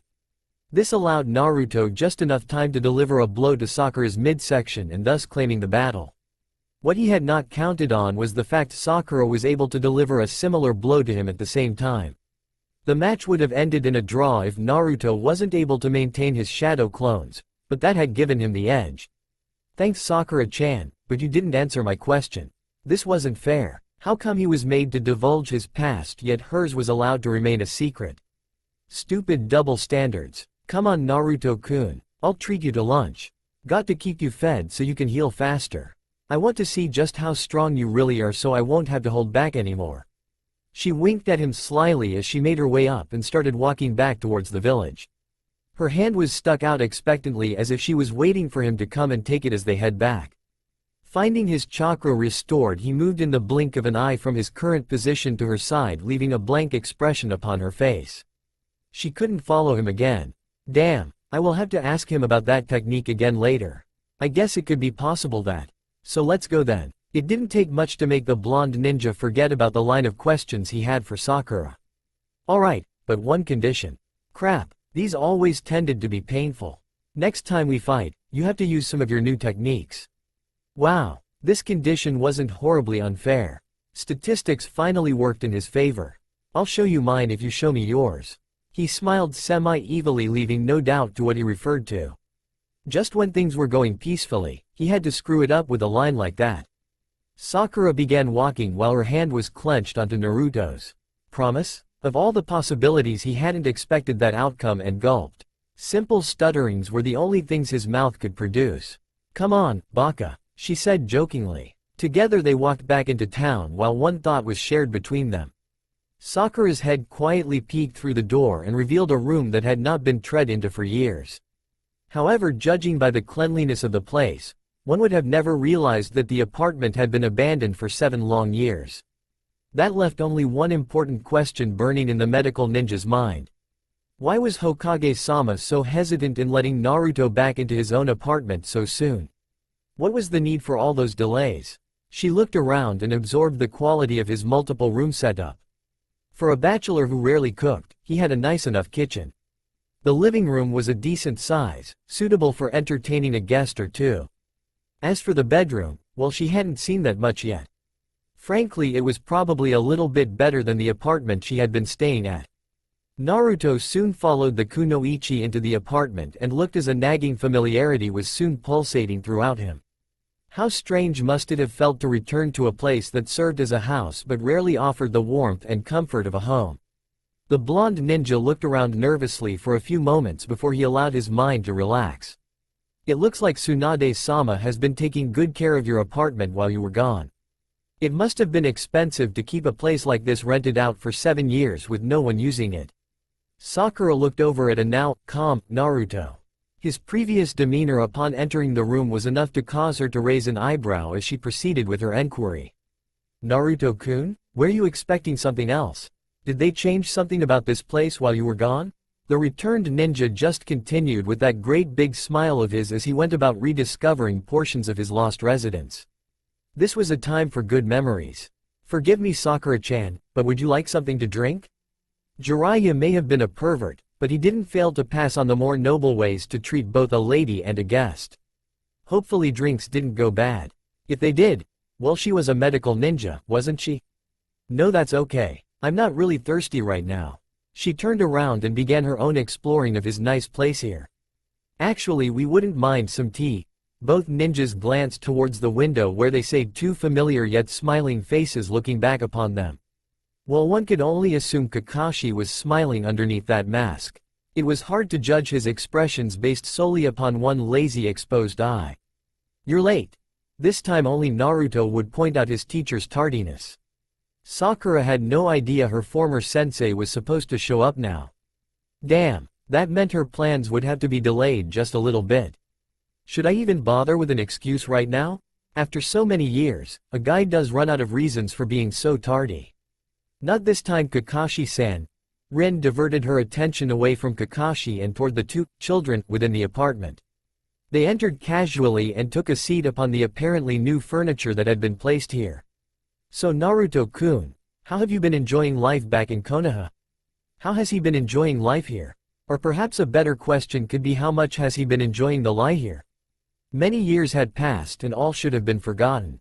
The attack upon this village by an evil demon fox should be but a memory to even the most vengeful haters. And yet what was happening around the village could not be ignored. People still whispered whenever he walked by, though now they were less likely to take action against one who could defend himself.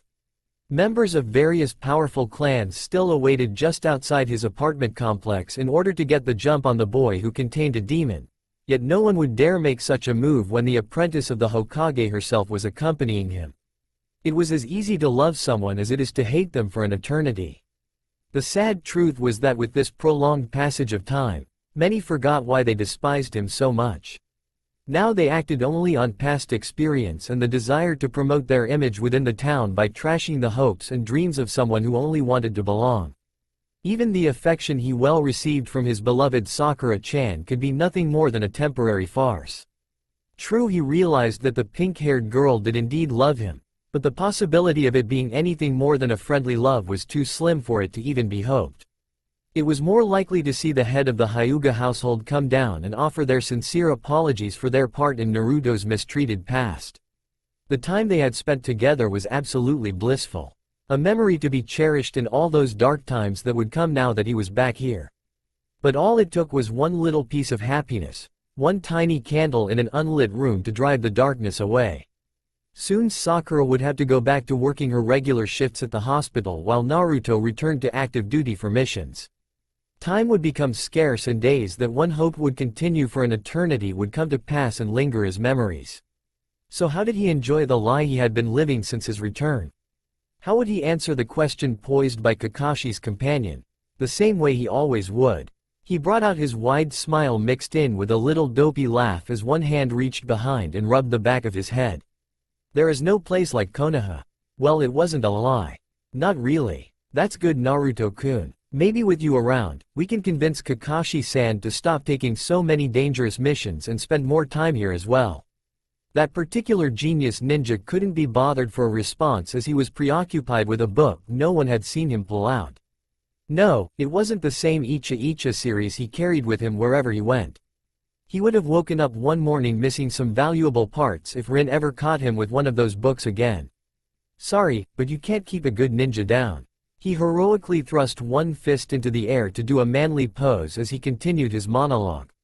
If ninjas like us didn't go out and do dangerous missions like protect the princess, fight off the evil ninjas, save the village, and cut the grass, Sakura added in dryly. And cut the grass. The overactive shinobi stumbled over his feet at the casual mention of such a lame chore. A ninja of his caliber could not be forced to undertake such menial labor.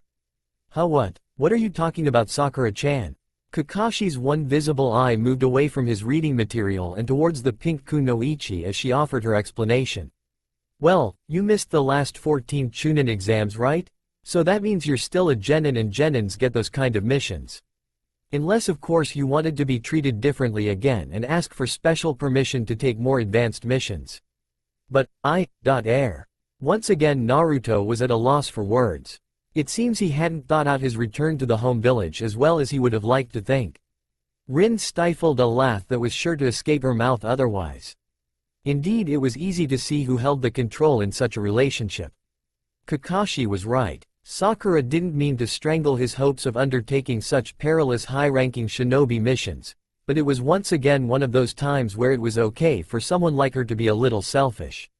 If Naruto started taking missions that sent him far away from Konoha again, there was always a chance that one time he wouldn't come back. There was always a chance he could end up dead, but the greater threat lay in the fact that he may just discover that there is something better for him out there.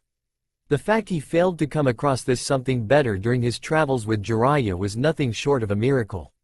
At least she wouldn't tell him that the next Chunin exam wasn't for another 5 months. That would send him off the top.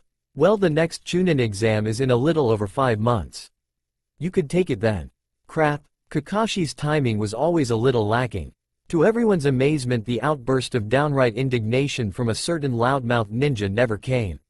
There were no temper tantrums thrown about as if from a newborn infant, nor any complaints over how it was unfair he was being treated this way, since once again none of this was really his fault. Instead, Naruto merely coolly looked over everyone in the room and said with a smile, "Well then, I guess I better prepare for those exams, huh? Wouldn't want to stay the only genin from the rookie 9, now would I?" Dear God. The boy's maturity had once again shown its calm, collected head and didn't cease to amaze anyone in the room. In a hushed manner, Sakura tried to slip in a few words to her old sensei. "Hey, Kakashi-sensei, is it just me or?" "No, it's not." The boy finally grew up. Was this one of the signs that the end of days was near? Everything would be fine now for Sakura.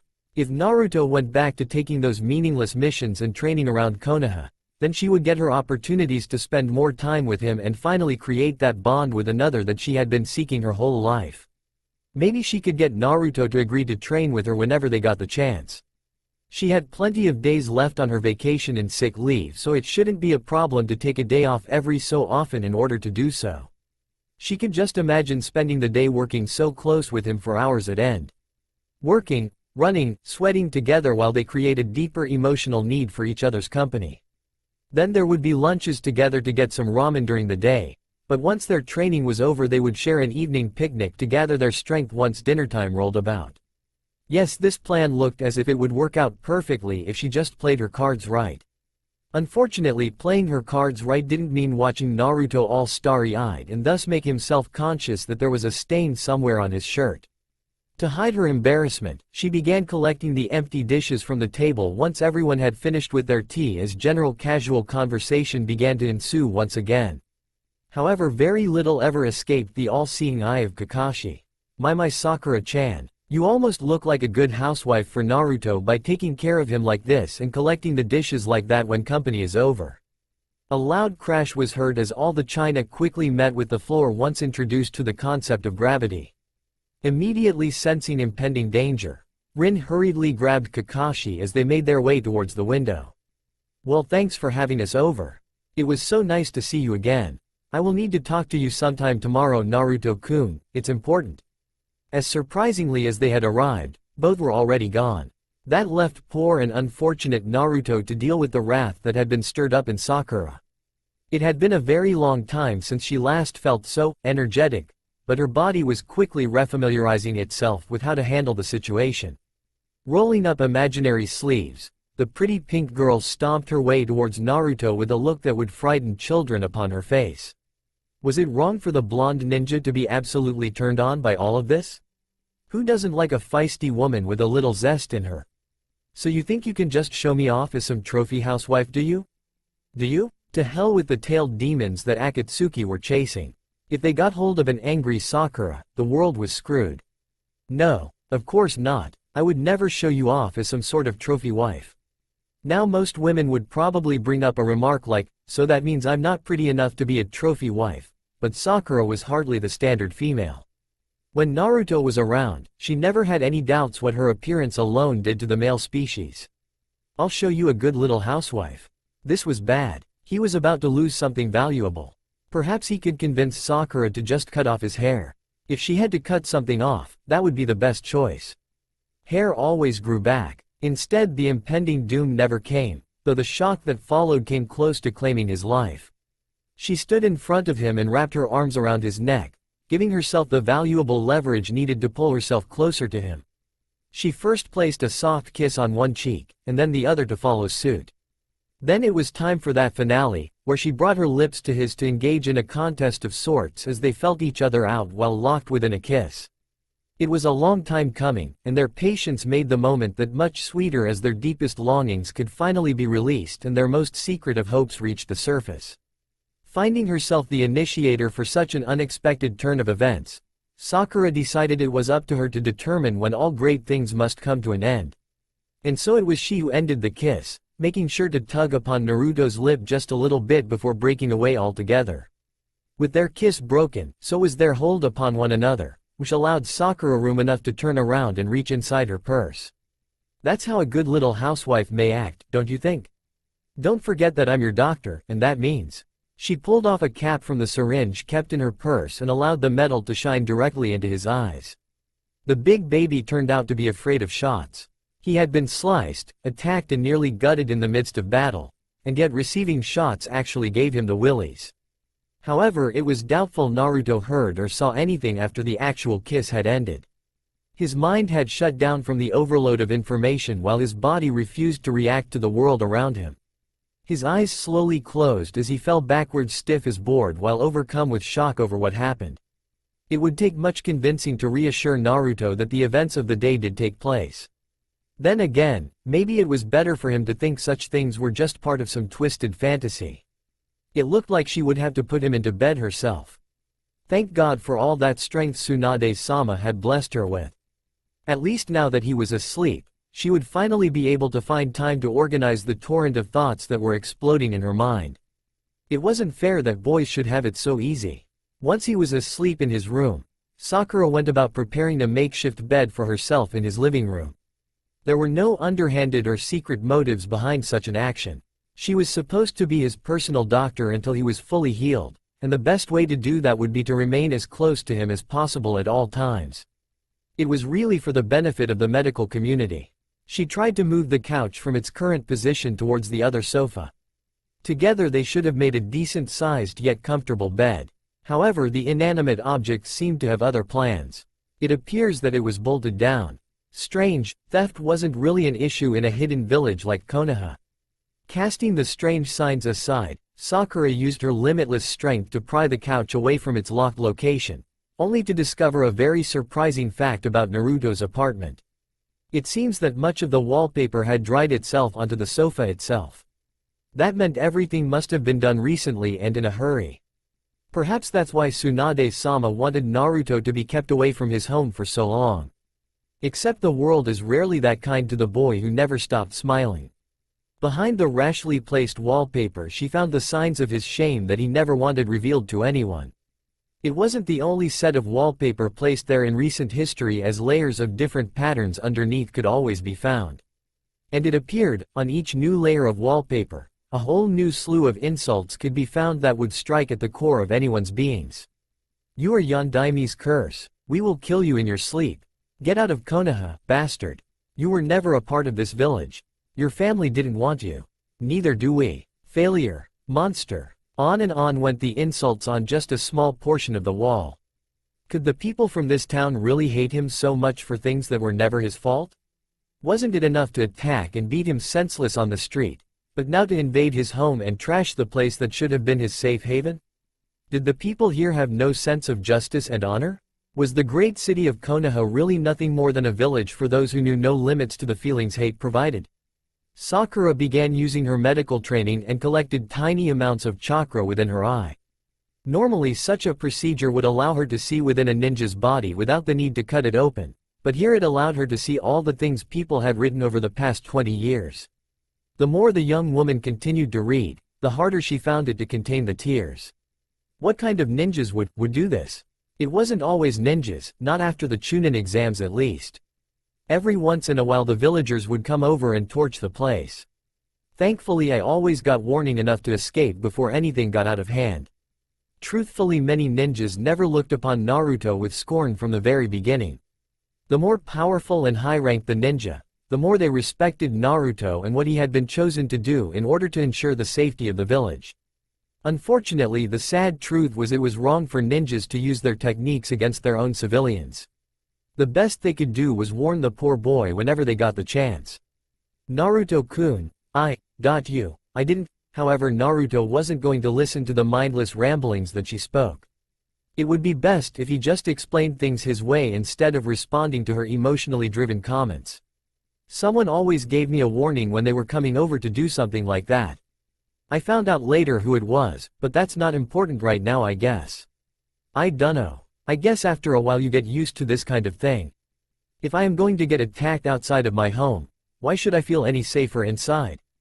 Those sniffles, those tears, for once they weren't coming from Sakura. Naruto had finally come to show how much of a man he had grown up to be, by finally crying. Hiding one's true feelings was the result of immaturity and youth that only foolish children had. The ninja crashed down to his feet as the sobs freely escaped the prison of his eyes. Sakura quickly made her way over to him and wrapped her own arm around him. Maybe it wouldn't take away all the hurt, all the pain he had been forced to endure as the years went on, but at least now he would know that he was finally not all alone. Naruto-kun, Baka, you should always feel safe in your home. Slowly she began stroking those wonderfully soft golden locks that rested upon his head. How they managed to smell like sunshine was beyond her. And all those years, whenever we went on missions or trained, you always greeted us with a smile. You never told us what was going on? How could you not hate everyone? How could you look at us every day and still smile? His crying slowed down until it reached to a stop. His eyes shimmered as water continued to fill up, but the time for that had passed. His own hands were now tightly wrapped around Sakura with no intention to let her go. If she had other plans in mind, that was too bad for her. Hate the people of Konoha because they hate me. And then they hate me more because I hate them. How is that supposed to solve anything? How is that supposed to make my life any fairer? That's what someone very wise once wrote to me. It was an amazingly profound perception on life, almost to the point where it didn't sound right coming from Naruto. That much meant Sakura was still getting used to the new mature version of himself. Who Naruto? Who wrote that to you? Who cared for Naruto so much while many others wanted nothing more than to cause him pain, to make him the scapegoat for all their own misery? More importantly, Sakura had to deal with the fact that the person comforting Naruto back then wasn't her. The tears continued to stream down from Sakura's emerald green eyes as she couldn't overcome the sorrow. He had yet to say it, but she played a huge role in creating the grief he had to come to terms with before he even reached his teenage years. When it became obvious that he wouldn't answer her question just yet, she continued on. You were lonely, weren't you? You were always sad even though you were smiling? All you wanted was someone to be your friend, didn't you? Even now, all he could do was grin and nod his head slightly. Idiot. Moron. Jerk. Frankly, that wasn't exactly the comfort from Sakura he was expecting or looking for. How could I have been such an idiot? Naruto-kun, will you forgive me for everything? The blonde shinobi smiled at her in his award-winning way and once again simply nodded his head. Already she was figuring out the difference between his false smiles and the real genuine looks of pleasure. Like that moment after they kissed, that was true bliss. I'll let you accept my apology on one condition. Somehow she made it sound like she was doing him a favor by letting him accept her apology. And that is? Again, conditions typically never went favorably in his way. Will you be my friend? And yet, screw statistics. Well, before he could finish with whatever clever response he had lined up, Sakura kissed Naruto again. There was no deception, no false pretenses, just love. In the end, what else really mattered? You have been learning from some of the 12, haven't you? How did you? It's what my half-brother would have done. Rin had a far-out and spacey look to herself as she spoke about her lost brother. So what does that have to do with me? Sometimes Rin severely confused Naruto. What difference would it make if he acted like her half-brother? Not much was known about Rin to most of the village, but Naruto had been able to learn a little bit here and there about her otherwise mysterious past. It seemed where Kakashi picked up his strange dog-like abilities remained a mystery to all. Even though his father had been known as Konoha's Great White Fang, he seemed to favor loyal dogs over ferocious wolves. Naruto mildly suspected that Rin was the reason for such a strange affiliation. After meeting Pakun time and time again, there was certainly no mistaking that he was a dog and not a wolf. And then there was Kakashi's sense of smell, which overwhelmed even Kiba's. Such a unique clan trait to be found in an outsider, genius or not, was a rare occurrence. The only logical conclusion Naruto was willing to draw about this was that Rin was actually a member of the Inuzuka clan. It almost made sense. Naruto recalled seeing Kiba's mom with a dog, no scratch that, a large wolf with a patch over one eye. They seemed to have created a strong attraction for all canine-related beings. While he heavily suspected her connection to Kiba's clan, he never confronted her about it. It's not like it had anything to do with him, nor did he have a right to invade upon her privacy. If there was anything Naruto cherished more than the relationships he had been creating over the years, it would be the sense of privacy and security. Rin casually arched an eyebrow at the blonde-haired shinobi and wondered if his question was one of genuine curiosity, or if he was just waiting for her to confirm what he had suspected all along. It couldn't be possible that he hadn't noticed the connection by now. There were far too many similarities to take into consideration. Even a half-rate new ninja fresh out of the academy should have been able to notice it. Naruto, please tell me you're joking. He was a prankster at heart, just like. How could I be joking about anything? You keep talking in generalities. At least he learned big words like generalities. Naruto, I think it's time you learned something about your past. You're old enough now. Both Rin and Naruto looked towards the entrance to her apartment with a gasp as they saw just who had walked through. Old huh? I mean mom? What's going on? What the hell was the 5th Hokage doing at a ninja's apartment in the middle of the day? If she didn't have anything better to do at this hour, perhaps being Hokage wasn't as hard as everyone claimed it to be. You know, I thought about it, and I don't want to be your mom anymore. Rin made her way to the kitchen to prepare some tea for her guest while Naruto was once again left shocked. The time he spent here was too good to be true. Sure, people liked to praise him whenever he accomplished a notable feat, but it always went back to being the same. He would always be looked upon by everyone as a monster, and not the vessel that contained him. As the years went on and his training with Jiraiya made him wiser, the less he understood the people of the world. There were jails and prisons all over the 5 great ninja countries. People hated and scorned the convicted criminals inside and thus banished them away from society. Yet no one hated the prison cells and building that contained them. In fact, they were all glad the jail was there as it provided that safe feeling. Then why was he so hated? Curse of the living, perhaps. Either way, it was time for the lies to be dissolved and his time as Konoha's curse to return.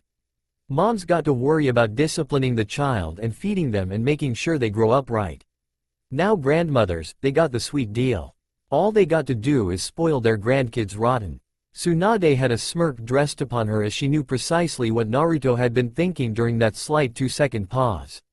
You mean you still, people really need to learn to stop interrupting Naruto mid-sentence. It can get kind of annoying. Of course, with the story Naruto was just about to be told, it would be easier if she didn't go by the title of mother anyways. He was easy enough to confuse as it is. Then what's going on? Rin had finally returned with the tea just as the story of Konoha's and Naruto's past was about to be revealed. The timing was perfect, seeing as she would need to provide crucial details. Naruto, it's about your family. Where you come from. We think it's time you really knew about your past and what happened 20 years ago. Tsunade's voice sounded hopeful yet just a little cautious. Naruto immediately understood that meant while the news may delight him, there was more than a little tragedy tied into it. What about my family? Was he going to finally learn about the mother he always wished he had? Tsunade had always cared for the young ninja in a maternal way, but it was never the same as a real flesh and blood mother who had always been there for you. He agreed that a grandmother role was far better suited for her. It was time for Rin to take center stage, being the most familiar with the topic of discussion. You see, my half-brother was a very powerful ninja. His mother married my father after their spouses died in one of the earlier ninja wars. Sadly, it wasn't uncommon for a ninja family to be torn apart by death during those wars. Me and my half-brother were still very young at the time, though he was still a bit older, so we quickly grew fond of each other's company. While we had a lot in common, there was one thing for certain. He was going to be a very strong ninja far sooner than me. That much was made true by history. His chakra control was amazing, and his ability to create new jutsus at such a young age surprised even the Hokage. He was what you would call a genius. The three quickly shot their glances towards the window where Kakashi was seen calmly sitting while listening to this story. He waved one hand while continuing his reading. Rin looked over in his direction and smiled sweetly, but needed to continue her story without further interruption. Kakashi would be punished later. He was smart, witty, had a great sense of humor and loved playing pranks. But I guess what people loved about him the most was his burning desire to protect the people of this village with everything he had. It was one of the reasons why he was allowed to become my Baka Deshi. Jiraiya often speaks fondly of his idiot apprentice. But now it was time for Naruto to see the similarities and feel a bit of kinship with Rin's brother, not feel as strange. Jiraiya-sensei? Naruto's head was about to split open from the headache he was getting. Just how many people knew more about his past than he did? Jiraiya remained standing calmly in the doorway, leaning against the frame with his eyes closed as he continued to take note of the story. Rin always had a soft flowing voice which made listening to her pleasant. Yes, I heard he was quite the troublesome student. But please Jiraiya-sama, let me continue. No noise was heard from the great Sannin. One may have concluded he had fallen asleep were it not for the subtle shifts in his body. He eventually fell in love with a beautiful woman with long flowing black hair and chestnut brown eyes. She was from a scattered ninja clan that lived apart from the 5 great ninja countries. Since her people were always looking to improve their status in the world, they had no qualms about allowing her to marry a genius ninja and apprentice of the great Jiraiya-sama. The frog hermit abandoned his otherwise near meditating state to proclaim the greatness of his name. His outburst was quickly met with a fist to his face as the Hokage would not tolerate further interruptions. After all, it was story time with Rin. My brother would quickly become one of Konoha's strongest ninjas, with potential to surpass the Sannins themselves. When the last ninja war erupted, he played an invaluable role in securing Konoha's victory. This ensured his spot as this one interruption, everyone in the room was willing to forgive. The 4th Hokage of the hidden village of Konoha. Naruto spoke very slowly even though he realized the truth of his parentage at the very beginning of the story. It only took him all this time to actually accept it. It was amazing how obvious the connection was. The vibrant golden hair was a very rare find in Konoha. So rare that only he himself had that particular shade of yellow. That and the matching blue eyes alone should have made him realize the truth of the matter. And he would have had Naruto not accepted that he was some sort of family-less demon spawn that was cursed to live a life of redemption, helping the very people that sought to destroy him. Where he and his wife would start a family together with the birth of their son. Their son took on the same roguish blonde hair and deep blue eyes as the father. He demanded attention all the time and hated being separated from either one of his parents. Naruto didn't have time to listen to the pleasantries. Correction, he did have the time, just not the patience to listen any further. He knew what fate awaited both him and his father in the not-so-distant future. There was something else he needed to know. What happened to my mother? It was Jiraiya's turn to speak, though this time not out of turn. Naruto, I would suggest you absorb this information first before we divulge any information regarding your mother. This should be a lot to take in. Jiraiya-sama, perhaps it is time we left. With a nod, Jiraiya and Kakashi quickly exited the room in a flash. A flash. The yellow flash of Konoha. Now he understood why he was able to take the 4th's infamous technique a step farther than he ever had a chance to. Now Naruto understood why speed came so quickly to him. He was built for it. Naruto was left in the room with Rin and Tsunade as an awkward silence was hanging about in the air. What is the appropriate thing to say after revealing the partial past of an orphaned child? Naruto, I have one more very serious thing to discuss with you now. What is it? What could the 5th possibly want now? That stern tone made him realize that it could only be a matter resulting in some cruel form of punishment. With a thundering voice Tsunade spoke, "Just what are your intentions with my apprentice?" The cycle was being repeated by another. If Naruto had picked up any of Jiraiya's bad habits, it was time for Rin to throw in her 2 cents as well after a fit of giggles escaped her. "Oh my yes. She has been spending quite a bit of time away from work and looking after you playing doctor. Now we both know, Naruto, that you can heal yourself very quickly even without using the Kyuubi's powers." It was an attack from both sides, with Naruto as the unfortunate target. "And you did have a certain spring to your step when you originally came here earlier. Something, or someone must have made you very happy last night. And since a girl did spend the night at your apartment, that only means..." Tsunade's fury was feared all over the known world for good reason, and Naruto was about to find out why. What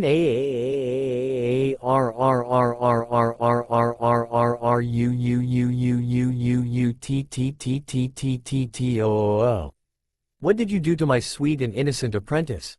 Her fist came slamming down against the not-so-sturdy wood frame of the table, which sent it splintering into pieces.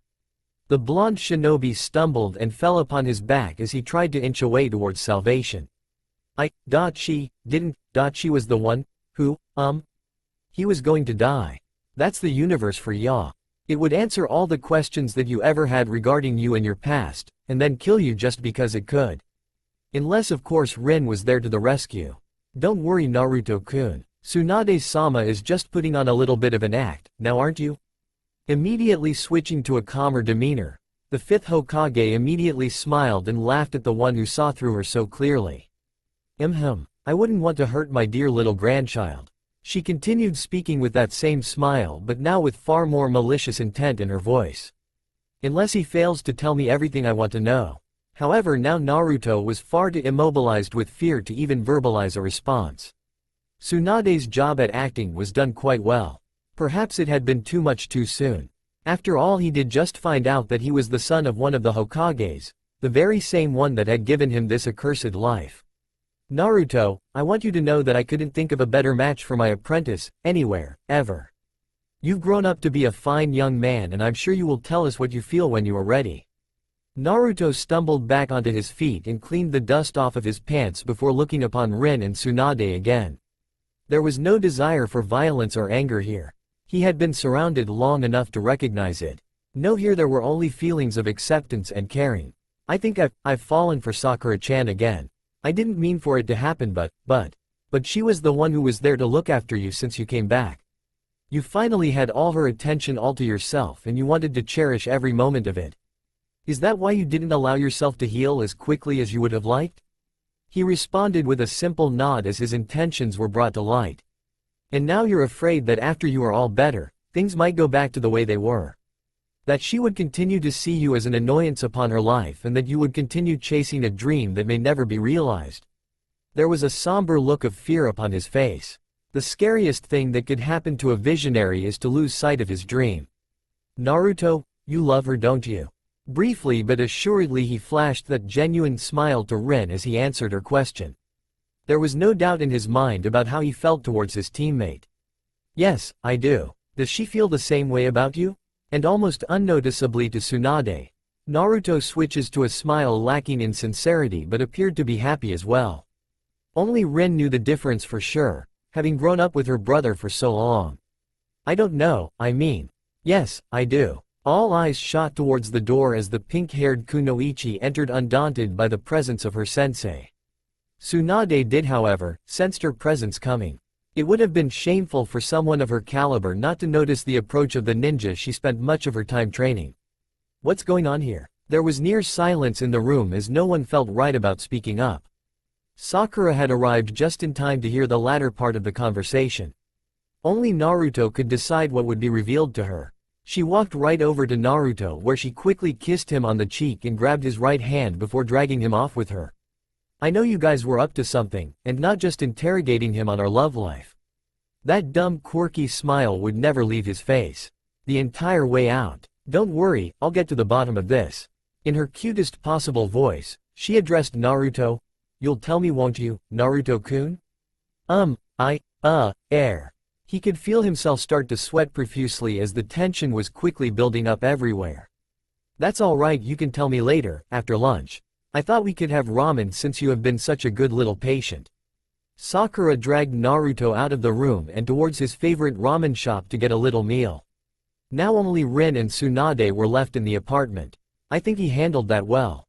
Naruto should be just fine. He's a tough guy. Has to be with you for a grandmother." Tsunade laughed softly as she smiled once more. The fifth had been doing more of that since Naruto's return. "They look good together, don't they?" "Yeah, they do. Do you think we should tell him Aya has found her way to Konoha?" "I think it's safer for him to find out on his own." "Think Sakura will be able to keep her cool?" By safer she meant safer for them, not for Naruto. "Well, if she doesn't, the whole town will certainly be aware of it." The fifth Hokage then also quickly took her leave of the room. If Aya ran into Naruto and Sakura, things could get a little dangerous. Two of the most powerful Konoha ninjas were found doing little more than strolling openly down the streets of their hidden village while seemingly locked in engaging conversation. It was strange to find two warriors so open and vulnerable to attack, but anyone experienced enough to attempt such an act of folly would already know otherwise. They didn't have that teacher-student relationship, yet both understood the other's techniques well. The common link between them both was now 20 years gone, yet the two ninjas maintained the bond between them. This much they had to do, for Naruto's sake. "How strong has my former pupil become?" Kakashi's mask never moved while he was talking. It never stretched or showed any signs of changing along with his facial expression. Nevertheless, one could always tell what the copycat ninja was feeling. "Strong as you, if what I hear about your Sharingan is true now." It was not the time to discuss literature and other related hobbies. Jiraiya's tone had to be serious with his disciple's student. And with the Kyuubi's power? Kakashi knew that what remained of Team 7 was going to be reformed. Since the abandonment of the prestigious Uchiha clan, the number had been considered taboo and skipped over for years. Now it seemed fitting to restore that group now that most of its members have finally united. He can maintain control up to 4 tails. On the 5th his control begins to slip, and by the 8th he is nearly feral. I have not seen all 9. I hope to never be put into that situation. Jiraiya preferred his writing hobby for a reason.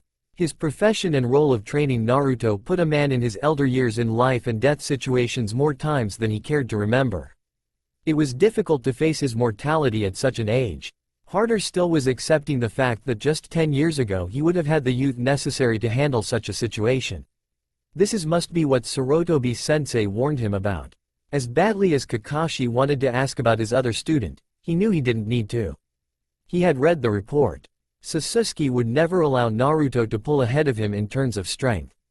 As much as the Uchiha claimed the only thing that mattered to him was vengeance on his brother, the fact that the dead last of the class may surpass him also provided some kind of motivation. That boy's existence alone proved to be one of the greatest threats to Konoha, even when taking into consideration all the internal problems that were arising. The Sharingan was one of the town's greatest assets, and should its enemies learn of that particular loss, there would be increasing attempts upon them. Unlike many of the other hidden villages, Konoha treasured the bloodline limits it found in its ninjas. It often gave them an advantage which proved invaluable in the midst of battle. That's why villages who had long ago killed away their own bloodlines so eagerly sought the Hyuga. In a twisted way, Sasuke may have even loved the village of Konoha more than anyone suspected. He was listed as a ninja on an extended mission to hunt down the one who turned traitor to the village by killing off his own family and thinning the blood that carried that specific trait. However, no one suspected that when Kakashi emphasized thinking outside the norm, that Sasuke would take that to mean surrender his physical body to the enemy in order to accomplish his goals. Does the boy know he may not be able to stay? Kakashi also knew that the boy who actually did love this village was also its greatest threat. While the Sharingan kept enemies away, the chance to capture the power of the Kyuubi attracted many. Despite all his best intentions, danger followed Naruto like a sad, sick and demented lost puppy. It didn't matter how hard he tried, as Naruto's life would always be a cursed one. No, he doesn't need to know. Not yet. Not when he just started smiling once again. Naruto and Sakura were walking along on their own little stroll through Konoha, though with far more romantic intentions in mind. His hand had securely clasped around hers as if afraid that she may still try to leave him on a moment's notice, But that would never happen while he was there to watch over her. He was finally home and life was just beginning to look good again. Little was said between the two as their confessions of love were mixed in with revealing just what Naruto's heritage was. All but Jiraiya didn't suspect that Naruto wasn't as dim-witted as he sometimes made himself out to be. The blonde-haired boy had suspected such a relationship a few years back and began doing a bit of his own painstaking research during their travels. Information was few and far in between as the Fourth's life and past were heavily guarded, so finding information on the subject in other countries was unlikely. There was one thing for certain. Naruto had gained an uncanny likeness to that particular Hokage. Not only in appearance but in fighting style as well. He was picking up too many techniques from a ninja he had never met. Everything from the Rasengan too. One of the things Naruto liked best about holding Sakura's hand while strolling through his home village was that he could suddenly tug on her hand and whip her into his arms to hold for a quick and close embrace sealed with a soft kiss. Already he had taken advantage of that little tidbit several times, but his feelings and his hunger for her could not be subdued so easily. It was time to be greedy. It was time to want more. Normally the one that would be pounding some sense into Naruto for taking advantage of a girl like that was suddenly very shy and very quiet. Behind her face she held an enamored expression, glad that it was her and her alone that was bringing out such unbound and random loving playfulness in Naruto. It seemed like something he needed right about now. The subject of his father and his still unknown mother was a touchy one that she understood he didn't want to discuss at the moment. His eyes still held the innocence of a little boy, but it now shared space with the wisdom of a man in them as well. At times he could even look contemplative. Damn him for maturing so much without her. She would defiantly teach him a lesson for doing that. Later. For now there is something else she wanted to know. Hopefully it wouldn't be as touchy a subject as Naruto's parents. Frankly, it was a question she had since the day she ran into the prankster back in the academy. It wasn't uncommon for many people in Konoha to have unusual characteristics. The Inuzuka clan had their affinity to dogs, the Hyuga had their unusual eyes, but Naruto's cheeks were rather confusing. It kind of looked like whiskers, but that couldn't be right. Didn't people draw whiskers to make something that looked like a dog now look like a cat? True, foxes had whiskers, but when you thought whiskers you still thought kitty. Perhaps Sakura should make his pet name Kitty. Still, she had to know. Once again Sakura felt a tug upon her arm as her body was pulled and pressed against Naruto's for yet another random yet welcome quick kiss. Though this time she used her leverage and her strength to remain there. Hey Naruto? Both Sakura and Naruto agreed that honorifics weren't necessary between them anymore. They had grown too close to need them. Yeah Sakura, his voice was soothing and low as he leaned in to gift her with yet another kiss, thinking that was why she held herself there. As if. A certain amount of public affection was okay, but she wasn't the type to openly make out with a guy in the middle of the village. Honestly, where did he pick up such habit? It must have been Aya. Damn that wench. Casting aside such array thoughts, she continued her investigation into the markings on his cheek. Hey Naruto, what are those lines on your cheeks? The blonde shinobi immediately let go of his grip upon her and allowed his hands to swing lifelessly at his sides. His eyes were downcast and slightly covered by his hair, but Sakura was still able to identify the beads of sorrow forming around the edges of his eyes that quickly began to form trails down the very cheeks she wanted to know so much about. She had done something horrible. In a matter of seconds he had gone from a state of absolute bliss to one that could cause a massive 180 in emotions. She was a horrible girlfriend. Aya probably never did anything like this. Naruto. I'm sorry, I didn't mean to. Sakura found her mouth sealed by Naruto's hand as he stifled her ability to speak. There would be no more secrets. Time was yet another enemy of Naruto's and he would not waste it hiding the truth from someone who openly loved him. More importantly, from someone he also openly loved. His voice constantly shifted between cracking and maintaining a form of false dignity as images from his past were recalled. One would be amazed just how much the fox child could recall. A little boy named Naruto with blonde hair and blue eyes was the carrier of the nine-tailed demon. All he had to do was change his name and no one would be the wiser. He would have been just another ordinary orphan boy. There was a small gasp as he continued to recall. He had to be strong for his Sakura. Having already felt the unease and tragedy behind the story, Sakura's eyes too began to well up with tears as she awaited him to finish, though now she found her hands stroking his hair gently. She needed to comfort him. Nothing else mattered right now. That wasn't acceptable for some people in the village. They couldn't suspect everyone with blonde hair or blue eyes. So they had to do something else. Something to make the demon child distinguishable. Demon child? Naruto never considered himself a demon child. He was always the demon container or the demon vessel. While not many people understood the Kyuubi and him were two different entities, Naruto certainly did. So some villagers found the orphanage the demon child was left at. His voice sounded different than it always did. It was almost like he was remembering the word and conversations of others and mixing it with his own memories. But that was impossible, and they grabbed the baby who was wearing the symbol of the fourth, and with a knife. No, it couldn't be true. The people in her village wouldn't do something like that. Not to an infant. Not to a helpless child who hadn't caused anyone such harm. This was Konoha. It was supposed to be a modern village that respected the rights and dignity of people. Naruto wasn't considered a person by all, and carved in 3 markings on either side of his face. The boy was now trapped in his identity. It didn't hurt less revealing all this. There was no great weight lifted off of his shoulders as he unburdened himself with the life he had lived. All those movies claiming otherwise had apparently lied. Sakura found herself fiercely embracing her Naruto as she shifted his head to rest in the nook of her neck. She could feel the continuous stream of tears trickle down to her skin as the boy now felt more vulnerable than ever, having opened up more about his past than he normally would have cared to. She hated the people of this village. She hated the people that did this to Naruto when he had never hurt a soul. She hated the people who did nothing more than simply watch other people go on with these atrocious acts. She hated the fourth for giving him a damned life without a father. No one would hurt her Naruto like this again. Their tender moment was, however, rudely interrupted. Well, Naruto. Looks like you got over me pretty quickly. How do you like Pinky over there?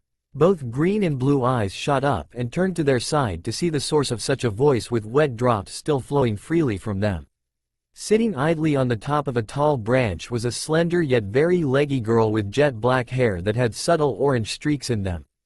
Her eyes were orange and cat-like, making her look like she was stalking her prey as she stood on the branch and leaned against the tree with a calculating look. She wore what looked like an orange coat that melded into a shirt skirt that Sakura felt stopped just a little too short. Finally, to add to the look, she wore the same black boots that Sakura herself had become so fond of over the years. It was Aya. Miss me, Naruto? That's all for now. If you enjoy, then please like, share and do comments.